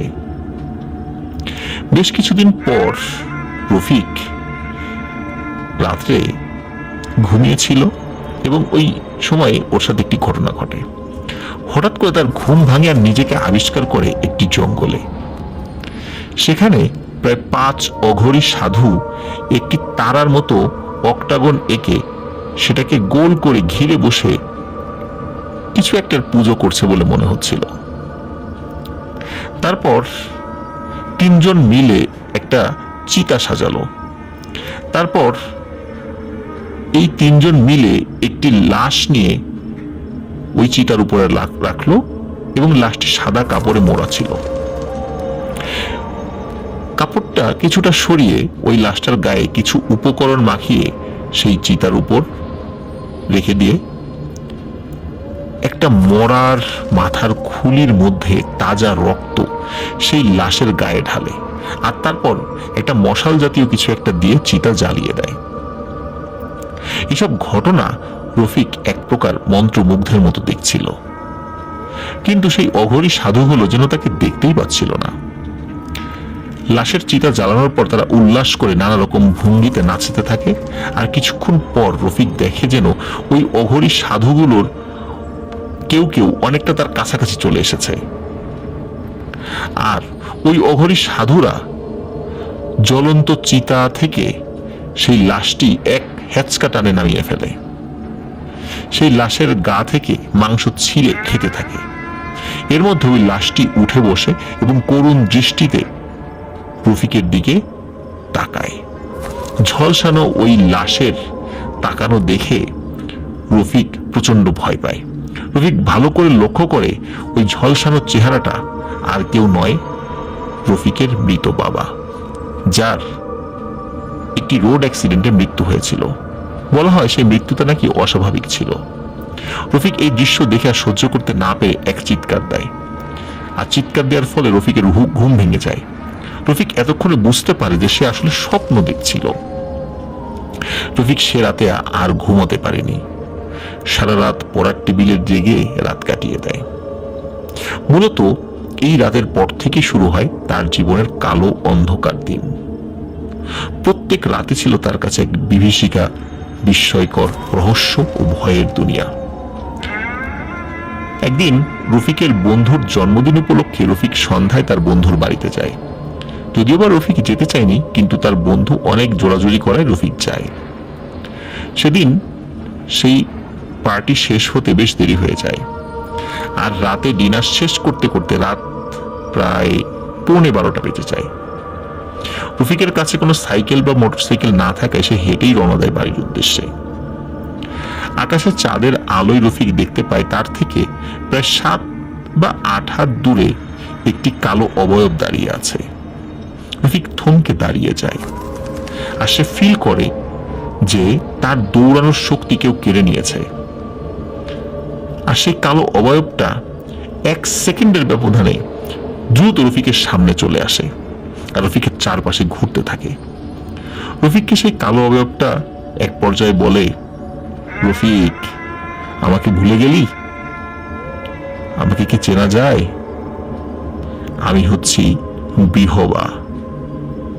এই বলে সে হাসতে থাকে।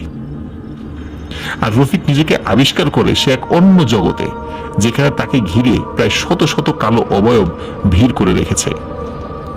ঠিক তখনই এই বিহবা, এই জিনিসটি একটা কালো মানুষের চেহারা ধারণ করে, যার ছিল নাকি 3টা মাথা, কিন্তু মাথাগুলোর দুটোই ছিল শূকরের মতো, আর একটা মাথা ছিল মানুষের মতো, কিন্তু ঠিক রাক্ষসের মাথা যেভাবে হয় ঠিক তেমন। দুদিকের দুটো মাথা শূকরের এবং মাঝখানের মাথা রাক্ষসের, আর কোমরের অংশটা অনেকটা সাপের মতো। এই বিহবার আকৃতি ছিল প্রায় 15 থেকে 20 ফুটের কাছাকাছি। সেই বিহবা একটা তুড়ি মেরে একটা ইশারা করলো, তারপর একটা কালো অবয়ব একটা পাত্রে তাজা রক্ত নিয়ে রফিকের দিকে বাড়িয়ে খেতে বলে, আর রফিক সেটা অস্বীকার করে। আর বিহবা এক লাফে রফিকের মুখের সামনে এসে গড়গড় করে হুঙ্কার দিতে থাকে, আর রফিককে একটা সজোরে ধাক্কা মারে। রফিক প্রায় কিছুটা দূরে ছিটকে একটি গর্তের মধ্যে পড়ে, যেখানে অসংখ্য ছোট বড় সাপ কিলবিল করছে। রফিক বাঁচাও বাঁচাও বলে চিৎকার করতে থাকে। তখন একটা বড় আকৃতির সাপ রফিককে পেঁচিয়ে ধরে, আর রফিকের মুখের সামনে এসে ফনা তুলে ফোঁস করছে, এবং ওই সাপটির যে লাল জিহবা সেটিও বের হয়ে রফিকের শরীর টাচ করছে। তখন হঠাৎ করে রফিক একটা সুন্দর সালামের আওয়াজ পায়, যার সালামু আলাইকুম রহমতুল্লাহ। এই সালামের শব্দ পাওয়ার সাথে সাথে রফিক নিজেকে আবিষ্কার করে সে যেখানে দাঁড়িয়ে ছিল ঠিক সেখানেই আছে, মানে সে বিহবাকে যেখানে দেখেছিল ঠিক সেখানে দাঁড়িয়ে আছে, এবং এই যে আশেপাশে সাপ বা 3 মাথাওয়ালা কিছু, এই জিনিসের কোনো অস্তিত্বই নেই। রফিক তখন বুঝতে পারে সে একটা মায়াজালের মধ্যে ছিল, যেটা বাস্তবে কিছুই না। রফিক দেখে সামনে সাদা জুব্বা পরা একজন বয়স্ক লোক দাঁড়িয়ে আছে। রফিক বুঝতে পারে সালামটা এই ভদ্রলোকই দিয়েছেন। রফিক সালামের উত্তর দেয়। এই সাদা জুব্বা পরা বয়স্ক লোকটি রফিককে বলে, বাবা চলো তোমাকে বাড়ি পৌঁছে দেই। রফিকের বাড়ির দূরত্ব ছিল সেখান থেকে সর্বোচ্চ 20 মিনিটের পায়ে হাঁটা পথ। মজার বিষয় হলো, রফিকের মনে হলো মাত্র কয়েক মিনিটের মধ্যেই সে বাড়ির সামনে পৌঁছায়।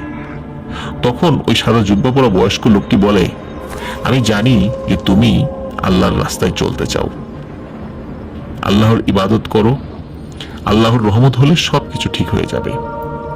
আল্লাহ হয়তো চেয়েছেন, তাই আমার দ্বারা তোমাকে সাহায্য করলেন। যাই হোক, নামাজ ছাড়বে না।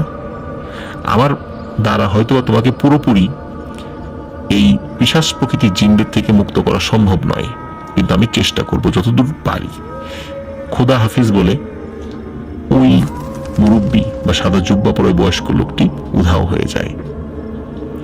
এরকমের ঘটনা রফিকের সাথে বলছে। রফিক শুধু তার মায়ের সাথে এই বিষয়টি শেয়ার করছে, কিন্তু বাইরের কোনো মানুষের সাথে এই বিষয়টি শেয়ার করতে পারে না, কারণ তাহলে আশেপাশের বন্ধু বান্ধব প্রত্যেকেই তাকে উন্মাদ বলবে, পাগল বলবে, সে নেশা করে, এই ধরনের কথাবার্তা বলবে, যার কারণে সে কাউকে এই বিষয়টি শেয়ার করতে পারছিল না।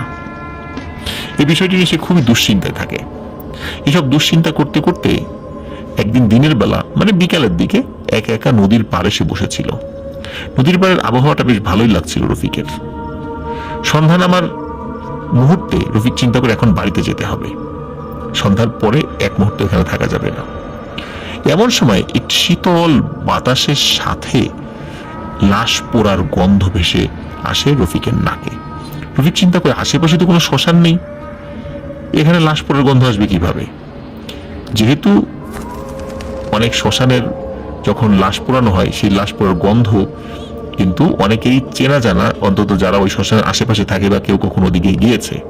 এই জন্য লাশ পোড়ার গন্ধ কেমন হয় সেটা কিন্তু রফিক জানতো, কিন্তু আশেপাশে কিন্তু কোথাও শ্মশান নেই। রফিক যখন বুঝতে পারে নিশ্চয়ই আবারও বেশি ঘটতে চলেছে, এক মুহূর্তে এখানে দাঁড়ানো যাবে না, তখন সে বাড়ির দিকে দৌড়াতে থাকে। হঠাৎ করে সে দেখতে পায় তার সামনে রাস্তা নেই। সে তখন পেছন দিকে ঘুরে থাকে, দেখে পেছনেও রাস্তা নেই, এবং সে একটি বড় একটু মাটির স্তূপের উপর দাঁড়িয়ে আছে, এবং চারদিকে অথই জল। অথচ একটু আগেই সে একটি নদীর পাড়ে ছিল এবং পরিচিত একটা জায়গায়, কিন্তু এখন মনে হচ্ছে যে চতুর্দিকে শুধু পানি আর পানি, শুধু একটি মাটির স্তূপের উপর দাঁড়িয়ে আছে। ঠিক তখনই মাটির স্তূপটি ধসে পড়ে যায়, আর রফিক সেই পানির মধ্যে পড়ে যায়। রফিক পানিতে পড়ার সাথে সাথে নিজেকে আবিষ্কার করে এক অন্য জগতে। সেখানে শত শত ভয়ঙ্কর চেহারার বিহবা ঘুরে বেড়াচ্ছে। সেখানে দেখতে পায় যে 10 থেকে 15 জন অঘরী সাধু বসে আছে গোল করে, আর তাদের মাঝখানে মহিষের একটি কাটা মাথা, আর তারা শিশুদের লাশ নিয়েও তন্ত্রমন্ত্র করছে, সাধনা করছে। তো যাই হোক, সেখান থেকে রফিক পালিয়ে যে আসবে সে তো কোনো পথ খুঁজে পাচ্ছে না। সে কোথায় যাবে, এ কোন জগতে সে চলে এসেছে সেটা কিছুই বুঝতে পারছে না। ভয়ানক দুর্গন্ধ চারদিকে। সে এক চিৎকার দিয়ে পড়ে যায়, মানে সে অজ্ঞান হয়ে যায়। আর জ্ঞান যখন ফেরে তখন সে নিজেকে তার বিছানায় দেখতে পায়। রফিক জানতে পারে যে নদীর পাড়ে রফিক সেন্সলেস হয়ে পড়েছিল। দেরি হচ্ছিল দেখে তার মা খুঁজতে বের হয়, আশেপাশের লোকজনদের কাছে জিজ্ঞেস করে, কেউ কেউ বলেন যে নদীর পাড়ে রফিককে দেখেছে। তখন নদীর পাড়ে গিয়ে রফিককে সেন্সলেস অবস্থায় উদ্ধার করা হয়। উদ্ধার করে 2 দিন পর রফিকের জ্ঞান ফিরেছিল। সেই রাতে, মানে যে রাতে জ্ঞান ফিরে আসে, বিহবা আবার স্বপ্নে আসে এবং রফিককে বলে যে তুমি আমার অনুসারী হও, যদি না হও তাহলে কিন্তু তোমাকে শাস্তি পেতে হবে। এইভাবে রফিকের উপর ভয়ানক বিভিন্ন অত্যাচার চলতে থাকে। তাকে শান্তিতে থাকতে দিচ্ছিল না ওই পিশাচ শ্রেণীর ওই জিনগুলো। যাই হোক, রফিক এক সন্ধ্যায় বাজার থেকে তাদের কিছু দরকারি জিনিসপত্র কিনে ফিরছিল। রফিকের বাজার করা জিনিসগুলো ভারী হওয়ায় রফিক শর্টকাট রাস্তা অবলম্বন করে। রাস্তাটা নির্জন আর ঝিঝি পোকার ডাক এসব মিলে একটা শান্ত নিস্তব্ধ পরিবেশ ছিল সেখানে।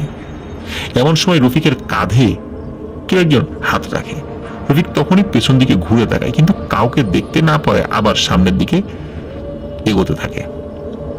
তখন হঠাৎ করে কেউ একজন তাকে অদৃশ্য থেকে সজোরে চড় মারে আর রফিক মাটিতে পড়ে যায়। আর চারদিক থেকে খিলখিলিয়ে হাসির শব্দ আসতে থাকে। এবার রফিক বুঝতে পারে আবার সে এক বিপদে পড়ে গেছে। কিন্তু এভাবে তো ভয় পেলে চলবে না। রফিক জোরে জোরে আয়াতুল কুরসি পড়তে থাকে এবং আল্লাহকে স্মরণ করতে থাকে। তখন ওই বিহবা সেটি আবার রফিকের সামনে এসে উপস্থিত হয়। রফিককে বলে, কোনো কিছু করে লাভ নেই, আমি কিন্তু তোকে এত সহজে ছাড়বো না। তোর দিকে আমার নজর পড়েছে, তোকে খতম করব আর তোর কলিজা দিয়ে আমি অসুরাজের সাধনা করব। আর আমি বহু বছর বন্দী ছিলাম, এই বন্দী থাকার জ্বালা মিটবে তোর রক্ত দিয়ে। এভাবে রফিকের সামনে সেই বিহবাটি চিৎকার করে এই কথাগুলো বলতে থাকে। বলতে বলতে একটা পর্যায়ে ওই বিহবা হাওয়ায় মিলিয়ে যায়। রফিক শরীরে প্রচন্ড যন্ত্রণা অনুভব করে। সে খোঁড়াতে খোঁড়াতে বাড়িতে আসে এবং বাড়ির উঠোন পর্যন্ত এসে কোনো রকম মা বলে ডাক দিয়ে সেন্সলেস হয়ে পড়ে যায়। রফিকের মা ঘর থেকে বাইরে বের হয়ে আসে, তাকে ওখান থেকে উঠিয়ে নিয়ে সেবা শুশ্রূষা করে জ্ঞান ফেরে, মানে জ্ঞান ফেরানো হয় তাকে। আর রফিক সেই ঘটনাটি, মানে লাস্ট যে ঘটনাটি ঘটেছে সেটি তার মাকে খুলে বলে এবং রফিক বলে যে ওই বিহবাটি কোনো একটা প্রতিশোধ নেয়ার কথা বলছিল। এই কথাটা শুনেই রফিকের মা চমকে ওঠে। প্রতিশোধ? রফিকের মা রফিকের এক দাদার কথা মনে পড়ে। রফিকের সেই দাদার বন্ধুসুলভ একজন ব্যক্তি, যিনি একজন ভালো আলেম ছিলেন, তার কাছে নিয়ে যান। তার কাছে নিয়ে গিয়ে সব বলেন। তো আলেম বলেন, আচ্ছা তুমি রফিককে নিয়ে এসো। পরদিন রফিককে নিয়ে সে বয়স্ক আলেমের বাড়িতে যান। সে বয়স্ক আলেম রফিককে নিয়ে আসনে বসান, রফিকের মধ্যে সেই বিহবাকে হাজির করান। সেই বয়স্ক আলেম বলেন, বিহবা তুই রফিককে ছেড়ে দে, ওর কি দোষ? বিহবা বলে, তুই ওর হয়ে সালিশ করতে এসেছিস? তখন আলেম বলে, বিহবা তুই এখন মুক্ত, যা, ওকে ছেড়ে দিয়ে চলে যা। আমরা যে ভুল করেছিলাম সেই ভুলটি তো ও করেনি, তোকে আটকে রেখেছিলাম আমরা, কিন্তু ওকে কোনো ক্ষতি করিস না। কিন্তু বিহবা বলে, তুই যদি ওকে কোনো সাহায্য করতে চাস তাহলে তোর বংশ নির্বংশ করব, আর ওর দাদার পাপের শাস্তি ওকে পেতেই হবে। ওর দাদাকে তো শাস্তি দিতে পারিনি, কিন্তু ওর বাবাকে কিন্তু ঠিকই রোড অ্যাক্সিডেন্টে মেরে দিয়েছি, এবার ওর পালা। সে বয়স্ক আলেম রফিকদেরকে বলে, আমার বয়স হয়েছে, তাই আগের মতো শক্তি ও সামর্থ্য নেই, আর থাকলেও হয়তো বা ওর সঙ্গে পেরে উঠতাম না, কারণ এই বিহবা সাধারণ কোনো জিন নয়। ওই বিহবা হলো অসুর রাজের প্রধান পূজারী। আর প্রথমবার রফিকের দাদা এটিকে আটক করতে সক্ষম হয়েছিলেন, কিন্তু সেটি পরবর্তীতে বের হয়ে যায়। রফিকের দাদার মৃত্যুর কারণে তার উপর তো তো সে কোনো প্রতিশোধ দিতে না পারলেও রফিকের বাবার উপর সে প্রতিশোধ নিয়েছে। আর সে কিন্তু এখন আগের থেকে অনেক বেশি শক্তিশালী। আমি ওকে বন্দি করতে পারবো না। কিন্তু রফিকের কি হবে? রফিকের সাথে এখনো এই ঘটনা ঘটে চলছে। আর এই প্রতিশোধ, যে প্রতিশোধের কথা বৃহবা বলছে, এই প্রতিশোধ সামনে কি হবে এটি এখনো কেউ জানে না। প্রিয় লিসেনার্স, আশা করি আমাদের ঘটনা আপনাদের ভালো লেগেছে। ঘটনা ভালো লাগলে লাইক, কমেন্ট ও শেয়ার করে আমাদের সাথে থাকুন।